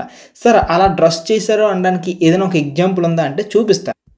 ఇక్కడ ఒక స్టాచ్యూ ఉంది, బాగా అబ్జర్వ్ చేయండి. ఈ స్టాచ్యూని మీరు అబ్జర్వ్ చేస్తే ఈయన ఎవడో ఒక మామూలు మనిషి అని అనుకుంటారు, కానీ శరీరం పైన ఒక డిజైన్తో ఒక డ్రెస్ ఉంది చూసారా. ఈ డిజైన్ అనేది కాటన్తో చేసిన డ్రెస్సు అని అనుకుందాం ఉదాహరణకి. కాటన్తో ఏంతో సంబంధం పక్కనట్టండి, తిను ఒక మంచి డ్రెస్ వేసుకున్నారు, ఓకేనా, ఒక మంచి డ్రెస్ వేసుకున్నారు. నరేంద్ర మోదీ గారిని చూడండి, మన పిఎం ఎలాంటి డ్రెస్ వేసుకుంటారు, మంచి హై లెవెల్ డ్రెస్ వేసుకుంటారు. ఒక గురువులు చూడండి ఎంతలాంటి డ్రెస్ వేసుకుంటారు. ఇది కూడా అలానే ఉంది. అంటే ఈయన తప్పకుండా కూడా ఒక సెయింట్ అయ్యి ఉంటారేమో, లేకపోతే ఒక మత గురువు అయ్యి ఉంటారేమో, ఒక ప్రాఫెట్ అయ్యి ఉంటారేమో, ఏమో ఎవరికి తెలుసు. కానీ సో మనకి ఇదే ఒక దాని మీద 2 విషయాలు తెలుస్తున్నాయి. ఒకటి, ఆ రోజుల్లో గొప్ప వాళ్ళు ఉన్నారు, పాయింట్ 1. గొప్ప వాళ్ళు ఇలాంటి డ్రెస్సెస్ కూడా యూజ్ చేశారు, ఇది పాయింట్ 2. అండ్ ఇక్కడ కాటన్ లాంటి డ్రెస్సెస్ కూడా యూజ్ చేసి ఉండొచ్చు ప్రాబబిలీ అనేది మనకు అనిపిస్తుంది అనమాట. మరి ఈయన యొక్క స్టాచ్యూ ఎక్కడ దొరికింది? ఈ స్టాచ్యూ అనేది మనం అబ్జర్వ్ చేస్తే ఈ స్టాచ్యూ ఆఫ్ ఓల్డ్ మ్యాన్, ఈయన ఒక ఓల్డ్ మ్యాన్. ఈయనది మ్యాక్సిమం మనకి ఎక్కడ దొరికిందంటే మెహర్గర్ అనే ప్లేస్ ఉంది కదా, ఈ మెహర్గర్ అనే ప్లేస్లోనమాట ఈయనకి సంబంధించిన డాక్యుమెంట్, ఆయన బొమ్మ అనేది మనకు కనిపించింది అనమాట. అండ్ ఇంకొకటి ఏంటంటే ఒక చిన్న వేస్ కూడా ఉండేది. వేస్ అంటే ఏంటి? కూజా. ఈ లిడ్ ఆఫ్ సిల్వర్ వేస్ అనేది ఎక్కడ దొరికిందంటే యాక్చువల్లీ మొహంజోదారోలో దొరికింది. సో ఇదొక కూజా అనమాట. ఇప్పుడు ఇలా ఉంటుందా కూజా, ఈ రకంగా ఉండే కూజా. సో ఈ కూజాగ్ అనేది యాక్చువల్లీ కాటన్ క్లాత్తో అనమాట కవర్ చేసి ఉంటుంది అనమాట. సో దీన్ని బట్టి ఏమనుకుంటున్నారంటే వీళ్ళకి కాటన్ యూజ్ చేయడం వచ్చు అనుకునే. కాటన్ యూజ్ చేయడం వల్ల వచ్చే పెద్ద బెనిఫిట్ ఏంటి అని మీరు అనుకోవచ్చు. యాక్చువల్లీ అది యూజ్ చేయడం వల్ల ఇంకొకటి ఏంటంటే వాళ్ళకి కాటన్ని ప్లాంట్ నుండి తీయడమే కాదు, ఆ ప్లాంట్ నుండి తీసి దాన్ని అవసరమైతే డ్రెస్సుల్లా కూడా కన్వర్ట్ చేసే అంతలాగా తెలివితేటలు ఉన్నాయి. సో ఈ రోజుల్లోనే కాటన్ నుండి డ్రెస్ తయారు చేయాలంటే ఎంతో కష్టం. ఈవెన్ మీరు ఇండిపెండెన్స్ టైంలో ఎక్కువ మంది కాటన్ నుండి డ్రెస్ని తయారు చేయడమే ఎక్కువ పని చేసేవాళ్ళు అనమాట, గాంధీ మూమెంట్ ఇలాంటి వాటిలో అనమాట. కానీ ఈ టైంలో చూడండి వాళ్ళు ఇవి చేశారు. అంటే వీళ్ళు ఇవన్నీ చేశారు అంటే డెఫినెట్లీ కూడా కాటన్కి సంబంధించినంత వరకు కూడా చిన్న చిన్నవి ఓల్స్ ఉండాలి. ఓల్స్ అంటే ఏంటి అని అంటే కాటన్ని ఎక్స్ట్రాక్ట్ చేసే మిషన్ లాంటిది అనమాట. సో ఇలాంటివన్నీ కూడా ఉండేవి అనుకుని డౌట్ పడుతున్నారు. ఇక్కడ ఈవిడ కనిపిస్తున్నారా, ఈవిడ చూడండి కాటన్ ఎలా ఎక్స్ట్రాక్ట్ చేస్తున్నారు. సో ఈ రకంగా కాటన్ ఎక్స్ట్రాక్ట్ చేసే టైప్ అనమాట వాళ్ళ దగ్గర కూడాను తెలుసు అనే టైప్గా ఉన్నాయి అనమాట మేజర్గా కూడాను. సో ఇది పరిస్థితి మ్యాక్సిమం కూడాను. ఇంకా అన్నిటికన్నా లాస్ట్గా ఇంకొక ముఖ్యమైన థింగ్ ఏంటంటే వాళ్ళకి టెర్రకోట అనే ఒక మట్టి లాంటిది ఉంది. ఈ మట్టి దాంతో చిన్న చిన్న బొమ్మలు కూడా చేసేవాళ్ళు అనమాట. సో చిన్న చిన్న డాల్స్ బొమ్మలు వాళ్ళకి ఏది కావాలంటే అవి చేసేవాళ్ళు. సో ఈ టెర్రకోటతో చేసేయడం అనేది అంత ఈజీ కాదు, పాయింట్ 1. అండ్ వాళ్ళు బొమ్మలు ఇలాంటివి చేసేవాళ్ళంటే పిల్లల కోసం కూడా యూజ్ చేసేవాళ్ళు అనమాట. ఈ రోజుకి కూడాను కొంతమంది ఆ టెర్రకోటస్తో బొమ్మలు చేస్తూ ఉంటారు. ఇక్కడ కనిపిస్తున్న బొమ్మలన్నీ కూడాను టెర్రకోటతో చేసినవి అనమాట. సో చిన్న ప్లాస్టర్ ఆఫ్ ప్యారిస్ జిప్సమ్ లాగా అనిపిస్తున్నాయి కదా. ఆ తర్వాత నెక్స్ట్ మనం మాట్లాడాల్సింది రా మెటీరియల్స్. సో వాళ్ళకి రా మెటీరియల్స్ ఎక్కడి నుండి దొరికేవి అన్నీ కూడా వాళ్ళ ప్లేస్ నుండి దొరుకుతాయా లేదా అనేది పెద్ద డౌట్. ఎందుకు అంటే వాళ్ళు కట్టిన కట్టడాలు కానీ వాళ్ళు చేసింది ఇదంతా కూడాను మామూలు విషయం కాదు, చాలా బిగ్గెస్ట్ థింగ్ కదా. సో మ్యాక్సిమం కూడాను ఈ హరప్పన్ అనే ప్లేస్లో రా మెటీరియల్స్ అన్ని వాళ్ళ దగ్గర దొరికినవన్నీ యూజ్ చేసుకునే వాళ్ళు. వాళ్ళ దగ్గర దొరికినవన్నీ ఏంటి, లోకల్ అవైలబుల్ అనమాట. లోకల్గా అవైలబుల్ ఉన్నవన్నీ వాళ్ళు యూజ్ చేసుకున్నారు. అయితే దీంతోపాటు ఇంకొక బ్యూటిఫుల్ పాయింట్ ఏంటంటే వాళ్ళ అవసరమైతే చాలా దూరం ప్లేసెస్ కూడాను వెళ్ళేవాళ్ళు. సో డిస్టెంట్ ప్లేసెస్ కూడాను వెళ్ళేవాళ్ళు అనేది మనం అర్థం చేసుకోవాలి. అసలు వాళ్ళు ఏం రా మెటీరియల్స్ యూజ్ చేస్తారు అనుకుని అంత గొప్పగా చెప్పుకుంటున్నాం, అంత పెద్ద డిస్టెంట్ ప్లేసెస్కి వెళ్ళిపోయారు అనుకుని ఏం గురించి చెప్పుకుంటున్నాం అనేది మనకి అందరికీ కూడా పెద్ద డౌట్ ఉంటుంది. సో నేను ఇప్పుడు మీకు చెప్తాను, చూడండి మీరు కూడా షాక్ అవుతారు. అదేంటంటే నెంబర్ 1 థింగ్ చూడండి, కాపర్. సో కాపర్ అనేది వాళ్ళ దగ్గర దొరికింది. అండ్ ఇన్ కేస్ అవసరమైతే వాళ్ళు బయటకు కూడా వెళ్ళేవాళ్ళు అనమాట. ఇది ఒక థింగ్. అండ్ నెక్స్ట్ ఇంకొకటి చెప్పాలంటే టిన్. సో ఈ తగరం అంటారు కదా, ఈ తగరమైన మెటల్ కోసం కూడా బయటకు వెళ్ళేవారు. ఆ తర్వాత నెక్స్ట్ ఇంకొక బ్యూటిఫుల్ థింగ్ ఏంటంటే గోల్డ్. సో గోల్డ్ అనేది ఆబ్వియస్లీ అందరు కూడా బయటకు వెళ్ళేవారు. ఆ తర్వాత సిల్వర్, ఈ సిల్వర్ కోసం కూడాను వెళ్ళేవాళ్ళు. అండ్ ఇంకొకటి అన్నిటికన్నా ముఖ్యమైనది ఏంటంటే ప్రీషియస్ స్టోన్స్. ఏవైతే కొన్ని ప్రీషియస్ ఉంటాయో, చాలా వాల్యుబుల్ స్టోన్స్ ఉంటాయో వాటి కోసం కూడాను బయట నుండి తెప్పించేవాళ్ళు అవసరమైతే. ఇది సిచ్యువేషన్. అయితే ఈరోజు ప్రజెంట్ డే వాళ్ళకి ఎక్కడ దొరికేవి ఏంటి దొరికేవి అనేది మీకు చెప్తాను. ఈ ఒక్క మ్యాప్ గుర్తుంచుకోండి చాలు. ఈ ఒక్క మ్యాప్ గుర్తుంచుకోండి, మీకు చాలా హ్యాపీగా ఉంటుంది, చాలా ఫ్రీగా ఉంటుంది కూడా గుర్తుపెట్టుకోవడానికి. కాపర్ ఎక్కడ నుండి దొరికేది అంటే ఏంటంటే కాపర్ మేజర్గా వాళ్ళు 2 ప్లేసెస్ నుండి తెప్పించేవాళ్ళు. అదేంటంటే ఒకటి రాజస్థాన్. ఓకే, రాజస్థాన్ అనే ప్లేస్ నుండి అనమాట. కొంతమంది ట్రావెలర్స్ ఉండేవాళ్ళు అనుకుని చెప్పాం కదా, ఈ రాజస్థాన్ అనేవాళ్ళు ప్రజెంట్ అయితే అది రాజస్థాన్, అప్పుడు రోజుల్లో మరి ఏం పేరు ఉందో నాకు తెలియదు. సో ప్రజెంట్ రాజస్థాన్ నుండి తెప్పించేవాళ్ళు. ఇంకొకటి వెస్ట్ ఏషియా నుండి కూడా తెప్పించేవాళ్ళు. వెస్ట్ ఏషియా అంటే ఏంటి, ఎగ్జాక్ట్లీ ఏ కంట్రీ ఉంటుందంటే దుబాయ్ పక్కన ఒమన్ అనే ఒక కంట్రీ ఉంటుంది, ఆ కంట్రీ నుండి తెప్పించేవాళ్ళు అనమాట. ఆ తర్వాత నెక్స్ట్ ఇంకొకటి కూడా చూడండి, టిన్ అనే దాన్ని మేజర్గా కూడాను ఇరాన్ అనే ప్లేస్ నుండి తెప్పించేవాళ్ళు అనమాట. సో ఇరాన్ అయితే ప్రజెంట్ డేలో ఏ పేరు దానికి ఎగ్జాక్ట్గా అని చూసుకున్నట్లయితే దానికి ఆఫ్ఘనిస్తాన్ అని అనొచ్చు. సో ఆఫ్ఘనిస్తాన్ అనే ఏరియా. నెక్స్ట్ ఇక గోల్డ్ చూసుకున్నట్లయితే మనందరి ఫేవరెట్ కేజీఎఫ్ మూవీ తెలిసిందే కదా. కేజీఎఫ్ అంటే కర్ణాటక. ఈ కర్ణాటక అనే ప్లేస్లోనే ఆ రోజుల్లో గోల్డ్ అనేది తీసుకొని వచ్చేవాళ్ళు. నెక్స్ట్ సిల్వర్ సాంగ్ వదిలేండి, సిల్వర్ గురించి మనకి ఎగ్జాక్ట్గా డీటెయిల్స్ తెలియవు. బట్ ప్రీషియస్ స్టోన్ గురించి మాట్లాడేటప్పుడు మాత్రం ఈ ప్రీషియస్ స్టోన్స్ అన్ని కూడా రకరకాల ప్లేసెస్ నుండి తెప్పించేవాళ్ళు అనమాట. అదేంటి అని అంటే ఒకటి ఆఫ్ఘనిస్తాన్ నుండి తెప్పించేవాళ్ళు, నెక్స్ట్ ఇరాన్ నుండి తెప్పించేవాళ్ళు. అండ్ ఇంకొక బ్యూటిఫుల్ పాయింట్ ఏంటంటే గుజరాత్ అనే ఏరియా నుండి కూడా తెప్పించేవాళ్ళు. ఇవి వీళ్ళకి రా మెటీరియల్కి సంబంధించినంతవరకు కూడా. అంటే దీన్ని బట్టి మీకు ఏం అర్థం కావాలి, ఇదంతా కూడా మీకు ఏం తెలుస్తుంది అంటే వీళ్ళు రకరకాల ప్లేసెస్లో వీళ్ళ ప్లేస్కి ట్రావెలింగ్ జరిగేది, వీళ్ళ దగ్గర నుండి బయట ఊరులు కూడా వెళ్ళేవాళ్ళు అనే విషయం ఈ మొత్తం సిచ్యువేషన్ ద్వారా మనకు అర్థమవుతుంది. ఇక నెక్స్ట్ మనం మాట్లాడాల్సింది ఫుడ్ గురించి. సో ఈ ఫుడ్ అనేది కూడాను మనకి ఇంపార్టెంట్ థింగ్ అవుతుంది. యాక్చువల్లీ మీరు చెప్పండి, ప్రజలకు అనేది ఫుడ్, ఈ పీపుల్కి అనేది ఫుడ్ ఎక్కడ నుండి దొరుకుతుంది? ఒకటి సిటీ నుండే దొరకడానికి అవకాశం ఉంటుంది. పాయింట్ 1. అండ్ రెండోది కంట్రీ సైడ్ అంటే విలేజెస్ నుండి కూడా దొరకడానికి అవకాశం ఉంటుంది. అయితే టు బి ఫ్రాంక్గా మాట్లాడుకున్నట్లయితే మనకి తెలిసినంత వరకు కూడాను ఫుడ్ ఎక్కడి నుండి ఎక్కువగా దొరకడానికి పాసిబిలిటీ ఉంటుంది అనుకుంటున్నారు? ఎస్, కంట్రీ సైడ్ నుండి దొరకడానికి ఎక్కువ పాసిబిలిటీ ఉంటుంది అనమాట. ఓకే, ఎందుకు ఇక్కడ ఈ కంట్రీ సైడ్కే మనం ఎక్కువ ఫేమస్ ఇస్తున్నాం, ఎందుకు ఈ రకంగా చేస్తున్నాం అనేది దానికి ఏంటంటే కంట్రీ సైడ్లో ఫార్మర్ ఉంటాడు. సో కంట్రీ సైడ్లోనే హెడ్డర్ కూడా ఉంటాడు. సో జంతువుల్ని మేపేవాడు, జంతువుల్ని పెంచేవాడు, ఈ రెండు కూడా కంట్రీ సైడ్ అంటే విలేజెస్లోనే ఉంటాడు. సో ముందుగా ఫార్మర్ గురించి మనం మాట్లాడుకుందాం. యాక్చువల్లీ ఈ ఫార్మర్ అనేవాడు ఏం కల్టివేట్ చేస్తాడు? మేజర్గా కూడాను వీట్. సో అక్కడ ఆ రోజుల్లో వీట్ కల్టివేట్ చేసేవాళ్ళు, బార్లీ కూడా కల్టివేట్ చేసేవాళ్ళు, రైస్ కూడా కల్టివేట్ చేసేవాళ్ళు, అండ్ అవసరమైతే పీస్ అంటే బఠానీ, ఈ బఠానీస్ కూడాను కల్టివేట్ చేసేవాళ్ళు అనమాట. ఇవన్నీ మేజర్గా కూడాను కల్టివేట్ చేసేవాళ్ళు. అయితే ఇవి ఫార్మర్కి సంబంధించినంత వరకు వీళ్ళు తినే ఫుడ్ ఐటమ్స్ గురించి అని మనకు అర్థమైంది. అయితే ఇదే టైంలోనే మనకి ఇంకొక ఇంపార్టెంట్ థింగ్, కొద్దిగా సైడ్ ట్రాక్ పట్టిస్తాను, మీకు ఒక పేరు అనౌన్స్ చేస్తాను. అదేంటంటే ఫ్లాఫ్ అంటే ఏంటి అని అంటే నాగలి అని అంటారు. నాగలి అంటే ఏంటి అంటే రైతులు పొలాన్ని దున్నేటప్పుడు ఈ రోజుల్లో ట్రాక్టర్స్ వేసి పొలాన్ని దున్నుతూ ఉంటారు. బట్ ఆ రోజుల్లో మాత్రం వాళ్ళ యొక్క ల్యాండ్ని కల్టివేట్ చేయడానికి వేటిని వాడేవారంటే ఇలాంటి ఫ్లఫ్ను యూజ్ చేసేవాళ్ళు. అయితే నిజం చెప్పాలంటే మన యొక్క దీనికి సంబంధించినంత వరకు కూడా ఎవిడెన్స్ మనకి ఏం దొరకలేదు అనమాట. రియల్ ఫ్లఫ్ ఉందా లేదా అనేది అంతవరకు కూడా మనకి ఎవిడెన్స్ దొరకలేదు. ఎందుకంటే వాళ్ళు మ్యాక్సిమం కూడా దేంతో చేసేవాళ్ళు అనే విషయం మనం బాగా అబ్జర్వ్ చేస్తే వాళ్ళు వుడ్తో చేసేవాళ్ళు, పాయింట్ 1.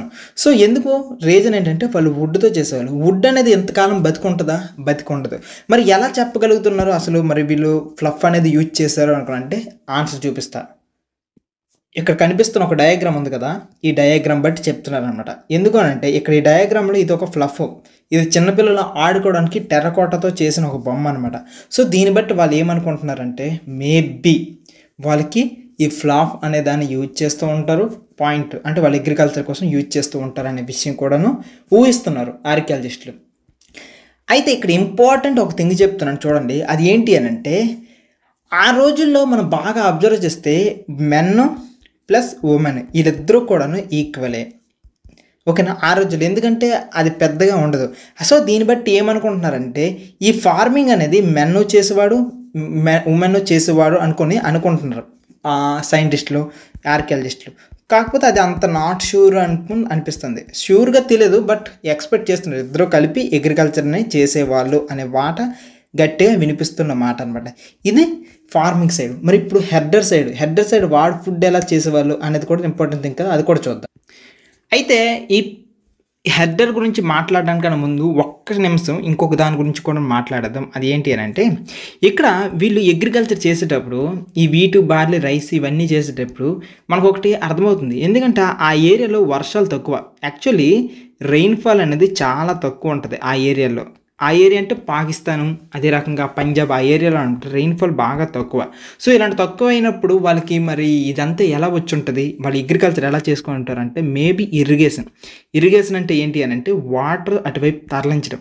సో పక్కన నది ఉంది కదా ఇండస్ రివర్, ఆ ఇండస్ రివర్లో ఉన్న వాటర్ అంతా కూడాను వాళ్ళు ఇరిగేషన్ మెథడ్తో అనమాట వాళ్ళ యొక్క పంట పొలాల వైపు తీసుకుని వెళ్ళుంటారు అనుకుని సైంటిస్టులు ఎక్స్పెక్ట్ చేస్తున్నారు అనమాట ఇరిగేషన్ మెథడ్ ద్వారా. ఇది దీనికి సంబంధించినంత వరకు కూడాను. నెక్స్ట్ ఇప్పుడు హెడ్డర్ గురించి మాట్లాడదాం. యాక్చువల్లీ హెడ్డర్కి సంబంధించినంత వరకు కూడాను వాళ్ళు ఏం జంతువులు తినేసేవాళ్ళు అనేది చూసుకున్నట్లయితే మనకి మేజర్గా కూడా మనకు తెలిసేవి అక్కడ ఉన్న ఎవిడెన్సెస్ బయట దొరుకుతుంది ఏంటంటే అక్కడ దొరికిన ఎముకలు షీప్ యొక్క ఎముకలు దొరికాయి, గోటు వాటి యొక్క ఎముకలు దొరికాయి, క్యాటిల్ ఇలాంటివి కూడా దొరికాయి. అంటే వాళ్ళు ఇలాంటివి తినేవచ్చు అనుకుని అర్థమైంది. తినవచ్చు అంటే పెంచుకునే వాళ్ళు కూడాను. దీంతోపాటు నెక్స్ట్ ఇంకొకటి ఏంటంటే ఇక్కడ మేజర్గా కూడాను వాటి యొక్క మూవ్మెంట్ ఆఫ్ ఎనిమల్స్ అనేవి చాలా ఎక్కువగా ఉండేవి. ఎందుకు మూవ్మెంట్ ఆఫ్ ఎనిమల్స్ అనేవి చాలా ఎక్కువ ఉండేది అనేది కూడా బిగ్గెస్ట్ క్వశ్చన్ కదా. అది ఏంటి అని అంటే మేజర్గా రీజన్ వై అనే క్వశ్చన్కి ఆన్సర్ చెప్పాలంటే ఇక్కడ 2 రీజన్స్ ఉన్నాయి. మొదటిది ఏంటంటే చెప్పాను కదా సమ్మర్స్లోనే నెక్స్ట్ వాళ్ళకి వాటర్ అనేది చాలా తక్కువ అనమాట. సో వాటర్ తక్కువ ఉండేటప్పుడు ఈ డ్రై సమ్మర్స్ వచ్చేటప్పుడు ఏమవుతుంది, వాటర్ సెర్చ్ కోసం వెళ్ళాల్సిందే. సో వాటర్ సెర్చ్ కోసం వెళ్ళేటప్పుడు ఆ జంతువులు కూడా చాలా దూరం ట్రావెల్ చేసేవి. సో ఈ రకంగా అనమాట వాటర్ సెర్చ్ నుండి వాటర్ అవైలబుల్ కంట్రీ వైపుగా వెళ్ళిపోయేవి. సో అందు గురించి ఇక్కడ మూవ్మెంట్ అనేది ఎక్కువగా ఉండేది. సో దీన్ని బట్టి మీరు ఫుడ్ అనే విషయం అబ్జర్వ్ చేస్తే ఒకటి కాదు ఈ పీపుల్ అనేవాళ్ళు కంట్రీ సైడ్‌లో ఉండేవాళ్ళు. వాళ్ళ యొక్క సిట్యుయేషన్స్ ఎలా ఉండేవంటే, అవసరమైతే వేరే వేరే ప్లేసెస్‌కి ట్రావెలింగ్ కూడాను చేసేవాళ్ళు ఫుడ్ కోసం అనే విషయం మనకు అర్థమవుతుంది ఇండస్ వ్యాలీ సివిలైజేషన్. అన్నీ వాళ్ళు కూర్చున్న ఇంటి దగ్గరికే లేవు సిట్యుయేషన్స్. వాళ్ళు కూడాను ఎంత సివిలైజ్డ్ అయినప్పటికీ కూడా వేరే వేరే ప్లేస్‌కి ఎళ్ళాల్సి వచ్చిందే అనుకుని అర్థమవుతుంది. నెక్స్ట్ టాపిక్‌కి వెళ్దాం. యాక్చువల్లీ మనం స్టార్టింగ్ నుండి అన్నీ కవర్ చేసుకొని వచ్చాం. ఫీచర్స్, రా మెటీరియల్స్, ఫుడ్. ఇప్పుడు నెక్స్ట్ ధొలవిరా అని ఒక సిటీ తీసుకుందాం. లోథల్ అనే ఒక సిటీ తీసుకుందాం. ఈ 2 సిటీస్‌లో ఇప్పటి వరకు చెప్తున్న సివిలైజేషన్ అంత వరకు కూడా ఎలా ఉన్నాయి అనే ఎగ్జాంపుల్స్‌గా ఎక్స్‌ప్లెయిన్ చేసుకోవడానికి ఈ 2 సిటీస్‌ని అబ్జర్వ్ చేద్దాం.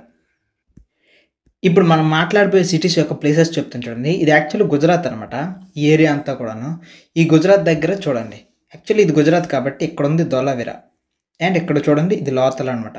ఈ 2 కూడాను సీ పోర్ట్స్‌కి కొద్దిగా దగ్గరగా ఉన్న ఏరియాస్ మేజర్‌గా కూడాను.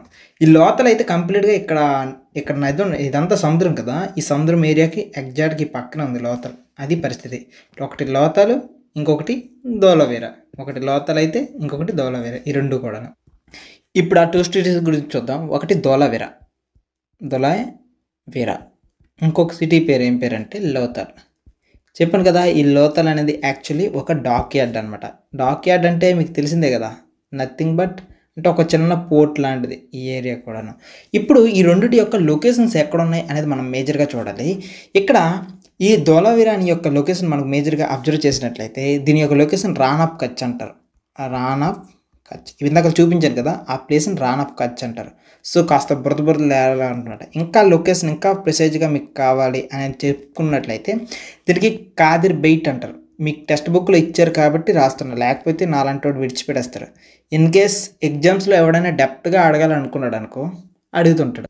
ఆ తర్వాత లోథల్‌కి సంబంధించినంత వరకు దీని యొక్క లొకేషన్ ఏంటంటే ఇది close to Gulf of Khambhat. మీకు ఇందాక చూపించాను కదా! ఆ ఏరియాని గల్ఫ్ ఆఫ్ కంబట్ అంటారనమాట ఆ ఏరియా. సో, ఈ గల్ఫ్ ఆఫ్ కంబత్ అనే ప్లేస్ వరకు ఉందనమాట యాక్చువల్లీ చూసుకున్నట్లయితే. ఇంకా ప్రిసైజ్‌గా కావాలంటే గుజరాత్ దగ్గర ఉంటుంది మేజర్‌గా కూడాను. మీకు ఇంకా ప్రిసైజ్‌గా కావాలంటే సబర్మతి రివర్ ఉంటుంది కదా! Beside Sabarmati river. Beside A tributary. So, tributary of Sabarmati అనుకున్న ఒక రివర్ ఉంది. ఆ రివర్‌కి పక్కన ఉంటుందనమాట. సో, ఇది ఇంకా టెక్స్ట్ బుక్‌లో మీకు ఇప్పుడు ఎంత డెప్త్‌గా అడిగినా సరే సెట్ అయిపోద్దనమాట. ఇది సిట్యుయేషన్. ఇప్పుడు ఈ ధొలవీరాకి అదే రకంగా ఈ లోథల్‌కి రెండిటికి కంపారిజన్ చేస్తూ ఏముంటాయి అనేది అంతటిని మనం ఇప్పుడు రాసుకుందాం. ఈ ధొలవీరా అనేది మేజర్‌గా అబ్జర్వ్ చేస్తే ఇది టోటల్‌గా 3 పార్ట్స్‌లో ఉంటాయంట. ఈ మొత్తం ధొలవీరా ప్లేస్ అంతా కూడాను. అంటే 3 పార్ట్స్ అనుకునంటే ఏంటి సార్ నాకేం అర్థం కావట్లేదు అని అనుకుంటున్నారా? యాక్చువల్లీ మీకు ముందే చెప్పాను కదా! ఒక సిటీ అనేది 2 రకంగా ఉంటుంది. ఒకటేమో సిటాడెల్ వెస్ట్ వైపు ఉంటుంది. అండ్ ఈస్ట్ వైపు అనమాట లోయర్ ఏరియా ఉంటుంది. మొత్తం విలేజ్ అంతా ఉంటుంది అనుకుని చెప్పాను కదా! అదే అందుకే అంటున్నాను. మామూలుగా హరప్పన్ సిటీస్ అన్నీ కూడా 2 పార్ట్స్‌లో ఉంటాయి. కానీ ఇప్పుడు మాత్రం చూస్తే ఇది 3 పార్ట్స్‌లో ఉంటాయి అనమాట. అయితే ప్రతి పార్ట్ కూడాను ఎలా ఉంటుందంటే ఈచ్ పార్ట్ కూడాను సరౌండెడ్ బై మ్యాసివ్ వాల్స్. ప్రతి పార్ట్ కూడాను చాలా పెద్ద గోడలతో నింపబడి ఉంటుంది. మన సలార్ మూవీలో చూసుంటారు కదా! ఎంట్రన్స్ గేట్స్ ఎలా ఉంటాయి అనుకోని. అలాంటి పెద్ద ఎంట్రన్స్ గేట్లతో నింపి ఉంటుంది. లోపలికి ఎవడొస్తాడని కాదు. ఎవడో చేంజ్ చేస్తాడని భయంతో కట్టుకుంటారు అనుకుని ఉంటాడు కదా! ఆ సినిమాలో డైలాగు. అది దీనికోసమే రాసినట్టు ఉంటుంది అనమాట. సో, టోటల్‌గా 3 పార్ట్స్ ఉంటాయి ధొలవీరాలో. అండ్ సెకండ్‌ది ఇంకొకటి ఏంటి రాయొచ్చంటే ఒక పెద్ద హాల్ లాంటి ప్లేస్ ఉందంట ఈ ధొలవీరా ప్లేస్‌లో. సో, పెద్ద ప్లేసు అక్కడ దేనికోసం మేజర్‌గా ఈ లార్జ్ ఏరియా అని చూసుకున్నట్లయితే పబ్లిక్‌గా ఏమైనా సెరమోనీస్ చేసుకోవాలన్నా సో, ఇలాంటి సెరమోనీస్ చేసుకోవడానికి చాలా పెద్ద ప్లేస్ ఒకటి ఉంచుకున్నారు. మనలాంటోడైతే గ్రౌండ్ అంటారు. వాళ్ళంటోడైతే సెరమనీస్ ప్లేస్ అనుకుని అంటారు అనమాట. నెక్స్ట్ ఇదే దాన్ని ఇంకా నీట్‌గా రాయాలంటే వీళ్ళ దగ్గర కొన్ని స్క్రిప్టులు కూడా ప్రతి గోడ మీద కూడాను కొంత స్క్రిప్ట్ రాసేవాళ్ళు. స్క్రిప్ట్ అంటే ఏంటి? ఈ స్క్రిప్ట్ కూడా ఎలా ఉండేదంటే అంటే ఏదైనా ఒక రైటింగ్స్ రాసేవాళ్ళు. అది కూడా ఎలా ఉంటుందంటే యూనిక్ అనమాట. మనకు తెలిసిన ఇంగ్లీష్, మనకు తెలిసిన తెలుగు అందులో ఏం లేదు. ఓకేనా? టోటల్‌గా డిఫరెంట్‌గా వాళ్ళకి తెలిసిన స్క్రిప్ట్‌లోనే రాసుకొని ఉన్నారంట మేజర్‌గా కూడాను. ఈ స్క్రిప్ట్ అనేది మామూలుగా ఎక్కడ రాసేవాళ్ళంటే ఒకటి వైట్ స్టోన్స్ మీద రాసేవాళ్ళు. సో, ఈ వైట్ స్టోన్స్ ఏవైతే ఉంటాయో వైట్ స్టోన్స్ మీద రాసేవాళ్ళు. అట్ ద సేమ్ టైం ఇంకొకటి ఏంటంటే వాళ్ళు వుడ్ మీద కూడా రాసేవాళ్ళు. ఇంకొక మాట ఏంటంటే వాళ్ళ సీల్స్ ఉంటాయి కదా! మీకు ముందు చూపించాను కొన్ని సీల్స్. అలాంటి సీల్స్ మీద కూడాను వాళ్ళకి వచ్చిన రైటింగ్ అదే కాబట్టి దాని మీదే రాసుకునేవాళ్ళు అనమాట. ఇది మొత్తం ధొలవీరా అనే సిట్యుయేషన్‌కి తగ్గట్టుగా ఆ ధొలవీరా అనే ప్లేస్‌కి సంబంధించిన ఇన్ఫర్మేషన్ అంతా కూడాను. నెక్స్ట్ ఈ లోతల్ అనే ప్లేస్ గురించి మనం కొన్ని విషయాలు రాసుకోవాలి కదా. అదేంటంటే ఈ లోతల్ అనే ప్లేస్‌లోనే అనమాట మేజర్‌గా కూడా కొన్ని రకాల రా మెటీరియల్స్ దొరికేవి. ఏం రా మెటీరియల్స్ దొరుకుంటాయి గెస్ చేయండి. యెస్, ప్రీషియస్ స్టోన్స్ ఉన్నాయి కదా. ఈ ప్రీషియస్ స్టోన్స్ అనమాట ఇలాంటి దగ్గరలో దొరికేవన్నమాట మేజర్‌గా కూడాను. చాలా ఈజీగా అవైలబుల్ దొరికేవి ఈ ప్రీషియస్ స్టోన్స్ అనేవి. అయితే మీరు ఒకటి అబ్జర్వ్ చేయండి. ఒక ప్లేస్‌లో ఎక్కువగా సముద్రపు చేపలు దొరికితే అక్కడ ఏముంటది? పోర్ట్ అనేది ఉంటది. మరి ఒక ప్లేస్‌లో ప్రీషియస్ స్టోన్స్ ఎక్కువగా ఉంటాయి. అక్కడ ఏముంటాయి డెఫినెట్‌లీ కూడాను? అక్కడ ఇంపార్టెంట్ సెంటర్ ఒకటి ఉంటదనమాట. ఆ సెంటర్ దేనికి సంబంధించి అయ్యుంటది పక్కాగా? ఆ సెంటర్ అంతా కూడాను పక్కాగా దేనికి సంబంధించి ఉంటదంటే, ఆ స్టోన్స్‌ని యూజ్ చేసుకొని ఏదైనా ఒకటి తయారు చేసే వర్క్‌షాప్ అయ్యుంటది కదా. యెస్, అలాంటి ఒక వర్క్‌షాప్ కూడాను ఇలాంటి ఏరియాలో ఉండేదనమాట. ఈ ఈ ప్లేస్‌లో. ఎందుకంటే ఈ ప్రీషియస్ స్టోన్స్‌ని యూజ్ చేసుకొని, ఈ మెటల్స్ యూజ్ చేసుకొని అనమాట వీళ్ళు ఏవో రకాల డిఫరెంట్‌వన్నమాట తయారు చేసేవాళ్ళు మేజర్‌గా కూడాను. సో, ఇలా ఇక్కడ ఈ ప్లేస్‌లో ఉన్నాయి. నెక్స్ట్ ఇక్కడొక స్టోర్ హౌస్ కూడానుంది. అదొకటి గుర్తుంచుకోండి. ఇక్కడొక స్టోర్ హౌస్ కూడానుండేది.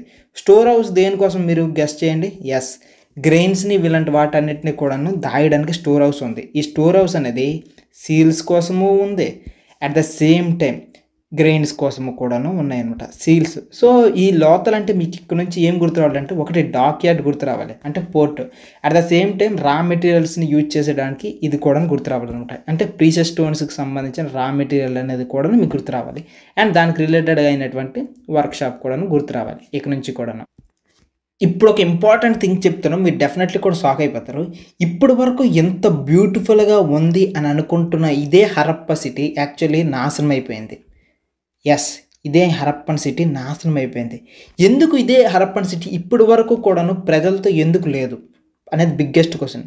ఎందుకు ఇదే హరప్పన్ సిటీ 3900 ఇయర్స్ ఎగో నుండే ఎందుకు ఒక 3000 సంవత్సరాల నుండే మొత్తం చేంజెస్ అన్నీ వచ్చేసాయి ఎందుకు అనేది మనకు బిగ్గెస్ట్ క్వశ్చన్ వస్తుంది. సో, ఏమై ఉంటుంది రీజన్ అనేది మనకు అర్థం కావట్లేదు. యాక్చువల్లీ మేజర్‌గా చూసుకున్నట్లయితే ఈ ఏరియాలో చాలా రకాల చేంజెస్ మనకు కనిపిస్తాయి అనమాట. అది ఏంటి అనేది మనకు బాగా అబ్జర్వ్ చేస్తే, మొట్టమొదటిది చూసుకున్నట్లయితే పీపుల్ అనమాట ఇక ఆ ప్లేసెస్‌లో నివసించడం ఆపేశారనమాట మేజర్‌గా కూడాను. సో, వాళ్ళు స్టాప్డ్ లివింగ్. ఎందుకు ఆ ప్లేసెస్‌లో ఆగిపోవడం తెలీదు. మనకి ఇంకా తెలీదనమాట. మెనీ సిటీస్, ఒక్క సిటీయే కాదు చాలా సిటీస్‌లో అనమాట వాళ్ళు నివసించడం మానేశారు. అట్ ద సేమ్ టైమ్ ఈ వెయిట్స్, సీల్స్ అదే రకంగా స్టోన్స్ ఇవి నో లాంగర్ యూజ్డ్ కూడాను. అంటే ఇంకెక్కువ కాలం కూడా యూజ్ చేయలేదు. అంటే వాళ్ళు యూజ్ చేయడం ఆపేశారంటే వాళ్ళు బతికి ఉండట్లేదేమో ఎవడికి తెలుసు. ఏవైతే రా మెటీరియల్స్ డిస్టెంట్ ప్లేసెస్ నుండి తీసుకొని వస్తారో అది ఇక నో మోర్. అది లేకుండా కూడా పోయింది. అండ్ అన్నిటికన్నా మించి మొహంజదారో వీధులు సూపర్‌గా ఉన్నాయి అనుకోని మనం చెప్పుకున్నాం కదా మాటకి కూడాను. అలాంటి ప్లేసెస్ ఆ వీధుల్లో గార్బేజ్ అనేది ఉంది. మీరు అబ్జర్వ్ చేస్తే ఆ ప్లేసెస్‌లో గార్బేజ్ అనేది ఉంది. ఎంత ఇబ్బంది అనిపిస్తది. నెక్స్ట్ ఏదైతే డ్రైనేజ్ సిస్టమ్ అనుకోని మనం గొప్పగా పొగిడామో అదే డ్రైనేజ్ సిస్టము బ్రోక్ అయిపోయింది. అన్నిటికన్నా మించి ఏవైతే ఇల్లులు సూపర్‌గా ఉన్నాయి అనుకోని చెప్పుకున్నామో ఇకపైన వాళ్ళు కట్టినవన్నీ కూడాను చాలా లెస్ ఇంప్రెసివ్‌గా ఉన్నాయి. అది కూడాను స్ట్రీట్స్‌లో కూడాను ఉన్నవి అంత బాగా లేకుండా పోయాయి అనమాట. అదే సిట్యుయేషన్ కంప్లీట్‌గా. మీరు చెప్పండి ఎందుకు ఈ రకమైన సిట్యుయేషన్ వచ్చి ఉంటదంటారు? సో, అంత బ్యూటిఫుల్‌గా ఎదిగిన అవన్నీ కూడాను ఎందుకు ఇలాంటి చేంజెస్ అన్నీ వచ్చుంటాయి అని అనడానికి డిఫరెంట్ రీజన్స్ ఉన్నాయన్నమాట. ఒక్కొక్కడు కూడాను ఒక్కొక్క టైప్ ఆఫ్ ఎక్స్‌ప్లనేషన్ ఇచ్చారు. ఒకడంటాడు రివర్స్ వాళ్ళ దగ్గర నదులనేవి ఉన్నాయి కదా! ఆ నదులనేవి డ్రై అయిపోయాయి అనుకోని అంటాడు. ఇంకొకడు అంటాడు మేజర్‌గా కూడాను డీఫారెస్టేషన్ వాళ్ళు ఎక్కువగా చేసేసారు. వాళ్ళు డెవలప్‌మెంట్ కోసం వాళ్ళ చుట్టుపక్కల ఉన్న అడవులని వీటన్నిటిని కూడాను కొట్టేసి ఉంటారు అనుకోని అంటారు. అండ్ ఇంకొకడు అంటాడు అసలే గ్రేజింగ్ అనేది చేశారు కదా! ఈ గ్రేజింగ్ అనేది అంటే జంతువులకి ఫుడ్ కోసం హెడ్డర్స్ ఉంటారు కదా! ఇలాంటి వాళ్ళు ఎక్కువ కూడాను వాళ్ళ యొక్క జంతువులకి తినిపించడం మొదలుపెట్టి ఉంటారు. దీనివల్ల ఏమైంటదంటే వాళ్ళు అనమాట సింపుల్‌గా కూడాను అడవులు ఏవైతే ఉంటాయో వాటిని డెస్ట్రాయ్ చేస్తుంటాయి ఇవన్నీ అనుకోని అంటున్నాడనమాట. సో, ఏవైతే గ్రీన్ ఏరియా ఉంటదో ఆ గ్రీన్ ఏరియా అంతా కూడాను డెస్ట్రాయ్ అయిపోయి ఉంటది అనుకోని ఇంకొకడు అంటాడు. అండ్ ఇంకొంతమంది సైంటిస్టులు ఏమంటున్నారంటే వాళ్ళ ఏరియాస్‌కి ఫ్లడ్స్ వచ్చుంటాయేమో. పక్కనే నదులున్నాయి. పక్కన ఇండస్ రివర్ ఉంది కదా! ఇలాంటి నదులు ఉన్నాయి. ఇలాంటి రివర్స్ ఏమో మేబీ అలాంటి ఏరియాస్ వచ్చేసి అవన్నీ కూడా ముంచేసి ఉంటాయేమో. దానివల్ల చాలామంది చనిపోయి ఉంటారేమో. లేకపోతే వాళ్ళందరూ కూడా వేరే ప్లేసెస్‌కి వెళ్ళిపోయి ఉంటారేమో అనుకుని అంటారు. ఇంకొంతమంది అంటారు రూలర్స్ ఉన్నారు కదా! ఈ రూలర్స్ అనేవాళ్ళు వాళ్ళ ప్లేసెస్ పైన కంట్రోల్ కోల్పోయి ఉంటారేమో. ఎవడికి తెలుసు. ఇవన్నీ కూడా డిఫరెంట్ రీజన్స్ చెప్తూ ఉంటారు. వీటన్నిటిలోన మనకు నమ్మదగిన రీజను ఎక్కువ మంది యాక్సెప్ట్ చేసిన రీజన్ ఏంటంటే వాళ్ళకి పక్కనే నదులు పక్కన ఉన్నారు కాబట్టి ఫ్లడ్స్ వచ్చుంటాయి అనే దానికి చాలామంది నమ్మిన రీజన్ ఇదే. నెక్స్ట్ ఇంకొంతమంది కొత్త రకం వాదన తీసుకుని వచ్చారు. వీళ్ళు ఉదాహరణకి ఇండియా ఇది కదా, సో ఇండియా ఇది అనుకుందాం, ఇది ఇండియా అనుకుందాం. సో ఇలా ఇండియా అనుకునేటప్పుడు వీళ్ళు నివసించిన ప్లేస్ ఏంటి, మనం అబ్జర్వ్ చేస్తే వీళ్ళు నివసిస్తున్న ప్లేస్ ఈ ఏరియా. అయితే ఈ ఏరియాలో వీళ్ళు ఉంటున్నప్పుడు చాలా శాతం ఏమైందంటే ఈ పక్కన ఏరియాస్ ఇవన్నీ ఉన్నాయి కదా, ఈ ఏరియాస్ నుండి కొంతమంది ప్రజలు అనమాట ఇక్కడికి వచ్చేసి అటాక్ చేసి ఉంటారేమో. వాళ్ళు కాలకేయులు అంటారు చూడండి, ఆ కాలకేయులు ఎలాగో బాహుబలి సైన్యం పైన అటాక్ వస్తారో సేమ్ ఆ రకంగా కొంతమంది అటాక్ వచ్చి రావడం వల్ల మిగిలిన వాళ్ళందరూ కూడా ఇటువైపు చల్లా చెదిరైపోయి ఉంటారేమో అనుకున్న ఈ థియరీ కూడా ఉంది. అంటే ఆరియన్ ఇన్వేషన్ అనుకుని ఒక థియరీ ఉందన్నమాట. సో ఇది కూడాను అయ్యుండొచ్చేమో అనుకుని అంటున్నారు. దీనివల్ల అక్కడున్న లోకల్ వాళ్ళు అనమాట బయటికి వెళ్ళిపోయి అక్కడ చుట్టుపక్కల ఉన్న సివిలైజేషన్ కూడా నాశనం అయిపోయి ఉంటుందేమో అనుకుని కూడా అంటున్నారు. సో మోస్ట్ పీపుల్ మీకు ఎవడైనా సింపుల్గా ఒకటే క్వశ్చన్ అడిగితే అందరూ అనుకునే ఫ్లడ్స్ వాడిస్తారు, లేకపోతే చాలా తక్కువ మంది చెప్పుకున్న ఆర్యన్ ఇన్వేషన్ వాడతారు, రివర్స్ అనేవి డ్రై అయిపోయాయి అనుకుని వాడతారు. మీ చాయిస్, ఏది చెప్పినా కరెక్ట్. కాకపోతే మీరు ఏది చెప్పినా సరే పక్కాగా వాడిని ఒప్పించేటట్లు ఉండాలి ఆన్సర్ మీరు చెప్తే. మరి దీనివల్ల ఇంపాక్ట్ ఏమైనా ఉందా అనుకునంటే ఎస్, ఇంపాక్ట్ అనేది ఉంది. అదేంటో చెప్తాను చూడండి. అక్కడ చాలా వరకు సైట్స్ ఉన్నాయి కదా, ఈ సైట్స్ అన్నీ కూడా ఏమయ్యాయి అంటే చాలామంది అక్కడ సింధ్ ఏరియా ఉన్నారు and at the same time west Punjab area కూడా ఉంది. ఈ రెండు ఏరియాస్లో ఉన్న ప్రజలంతా కూడా ఏమయ్యారు మొత్తం అంటే ఈ రెండు ఏరియాస్లో ఉన్న ప్రజలంతా కూడా అబాండెంట్ అంటే ఆ ప్లేస్ని వదిలేసి వేరే ప్లేసెస్కి వెళ్ళిపోయారు.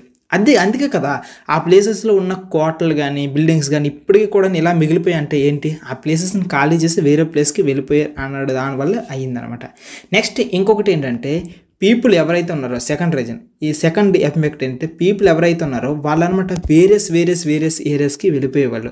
సో మేజర్గా కూడా వీళ్ళు ఎటువైపు మూవ్ అయ్యారు అని చూసుకున్నట్లయితే ఎక్కువగా న్యూ సెటిల్మెంట్స్ అంటే వేరే ప్లేస్లో సెటిల్ అయిపోవడానికి వెళ్ళిపోయిన వాళ్ళు ఉన్నారు అండ్ స్మాల్ సెటిల్మెంట్లు చేసుకుందాం అనుకుని వెళ్ళిపోయిన వాళ్ళు కూడా ఉన్నారు. ఈ స్మాల్ సెటిల్మెంట్స్ ఏది ఎక్కువగా ఈ రెండు చూసుకున్నట్లయితే మేజర్గా కూడా ఒకటి సౌత్ వైపు వెళ్ళిపోయిన వాళ్ళు ఉన్నారు, అట్ ద సేమ్ టైం ఇంకొకటి ఈస్ట్ వైపు వెళ్ళిపోయిన వాళ్ళు కూడా ఉన్నారు. అందుకే చెప్పాను కదా ఇది ఇండియా మ్యాప్ అనుకుంటే వీళ్ళు ఇక్కడ నివసించేవాళ్ళు. సో ఈ ఏరియాలో నివసించిన వాళ్ళు ఇప్పుడు ఎటు వెళ్ళిపోయారు అంటున్నారు, ఒకటి ఈస్ట్ సైడ్ వెళ్ళిపోయినారు, ఇంకొకటి సౌత్ సైడ్ వెళ్ళిపోయిన వాళ్ళు కూడా ఉన్నారు. ఎవరైతే సౌత్ సైడ్ వెళ్ళిపోయారో వాళ్ళనే ద్రవిడియన్స్ అంటారు. ద్రవిడియన్స్ అంటే మన తమిళనాడు, ఏపీ, తెలంగాణ, కేరళ, కర్ణాటక ఈ నాలుగిటిని కలిపి ఈ 4 స్టేట్ని కలిపి ద్రవిడ అనుకుని అంటారు. అందుకే మన లాంగ్వేజ్ అన్ని కూడా సిమిలర్గా ఉంటాయి. మనది మనమే అంటే ఇండస్ వ్యాలీ సివిలైజేషన్ అనుకుని ఇంకొకరు కొత్త థియరీ చెప్తుంటారు కొంతమంది. ఏదేమైనప్పటికీ డిఫరెంట్ థియరీస్ ఉన్నప్పటికీ కూడా మీకైతే చిన్న గ్లింప్స్ ఇచ్చేస్తున్నా అన్నిటికీ కూడా సరిపోయేటట్లుగా. సో ఈ రకంగా ఉంటుంది. ఇప్పుడు ఇక్కడ ఒక ఇంపార్టెంట్ మాటలు వాడాను, న్యూ సెటిల్మెంట్ అనుకున్నాను కదా. ఈ న్యూ సెటిల్మెంట్ అంటే ఇప్పుడు ఇక్కడ ఎల్లో కలర్లో ఏదైతే చూపించినవే అనమాట. సో అంటే ఇక్కడ నుండి వెళ్ళిపోయిన ప్లేసెస్ వల్ల అనమాట ఒక్కొక్కరు ఒక్కొక్క కింగ్డమ్ ఏర్పాటు చేసుకుంటారేమో, ఒక్కొక్కరు ఒక్కొక్క కింగ్డమ్, ఒకడేమో ఒక రాజ్యం, ఇంకొక రాజ్యం, ఇంకొక రాజ్యం, ఇలాంటి డిఫరెంట్ కింగ్డమ్స్ చేసుకుని ఉంటారేమో అనుకుని అంటారు మేజర్గా కూడాను ఇది. సో ఈ కింగ్డమ్స్ అన్నిటి గురించి కూడా నెక్స్ట్ లెసన్స్లో నేర్చుకున్నాం. కాకపోతే మన తాతలు ముత్తాతలు ఇండస్ వ్యాలీ సివిలైజేషన్లో ఉన్న పీపుల్ మాత్రం ఒక వెలుగారు, దాని తర్వాత ఒక డౌన్ పడిపోయారు అండ్ అక్కడ నుండి వచ్చిన వాళ్ళే డిఫరెంట్ ప్లేసెస్కి డిస్ట్రిబ్యూట్ అయ్యి రకరకాల కింగ్డమ్స్ రకరకాల రాష్ట్రాలుగా మారిపోయారు అనుకొని మన హిస్టరీ చెప్తుంది. సో ఇది టోటల్ లెసన్. ఒక ఫస్ట్ ఉన్న ఎర్లియస్ట్ సిటీ ఏ రకంగా ఉండేది, అక్కడ సిచ్యువేషన్స్ ఎలా ఉన్నాయి, అది మిగిలిన సిచ్యువేషన్స్కి ఏ రకంగా ట్రావెల్ చేసింది అనేది ఈ మొత్తం లెసన్ అంతా కూడా మీకు చెప్పింది. సో విజువలైజ్డ్గా ఎవడైతే అర్థం చేసుకుంటాడో మీకు అంతా కూడా సూపర్. అండ్ మీకు ఈ నోట్స్ అంతా కూడాను మన యాప్లో ఉంటుంది, అభిజ్ఞ అకాడమీ యాప్లో. సో మీకు ఈ నోట్స్ కావాలంటే హ్యాపీగా మీరు మన నోట్స్ చూసుకుంటే సెట్ అయిపోద్ది అనమాట. Thank you.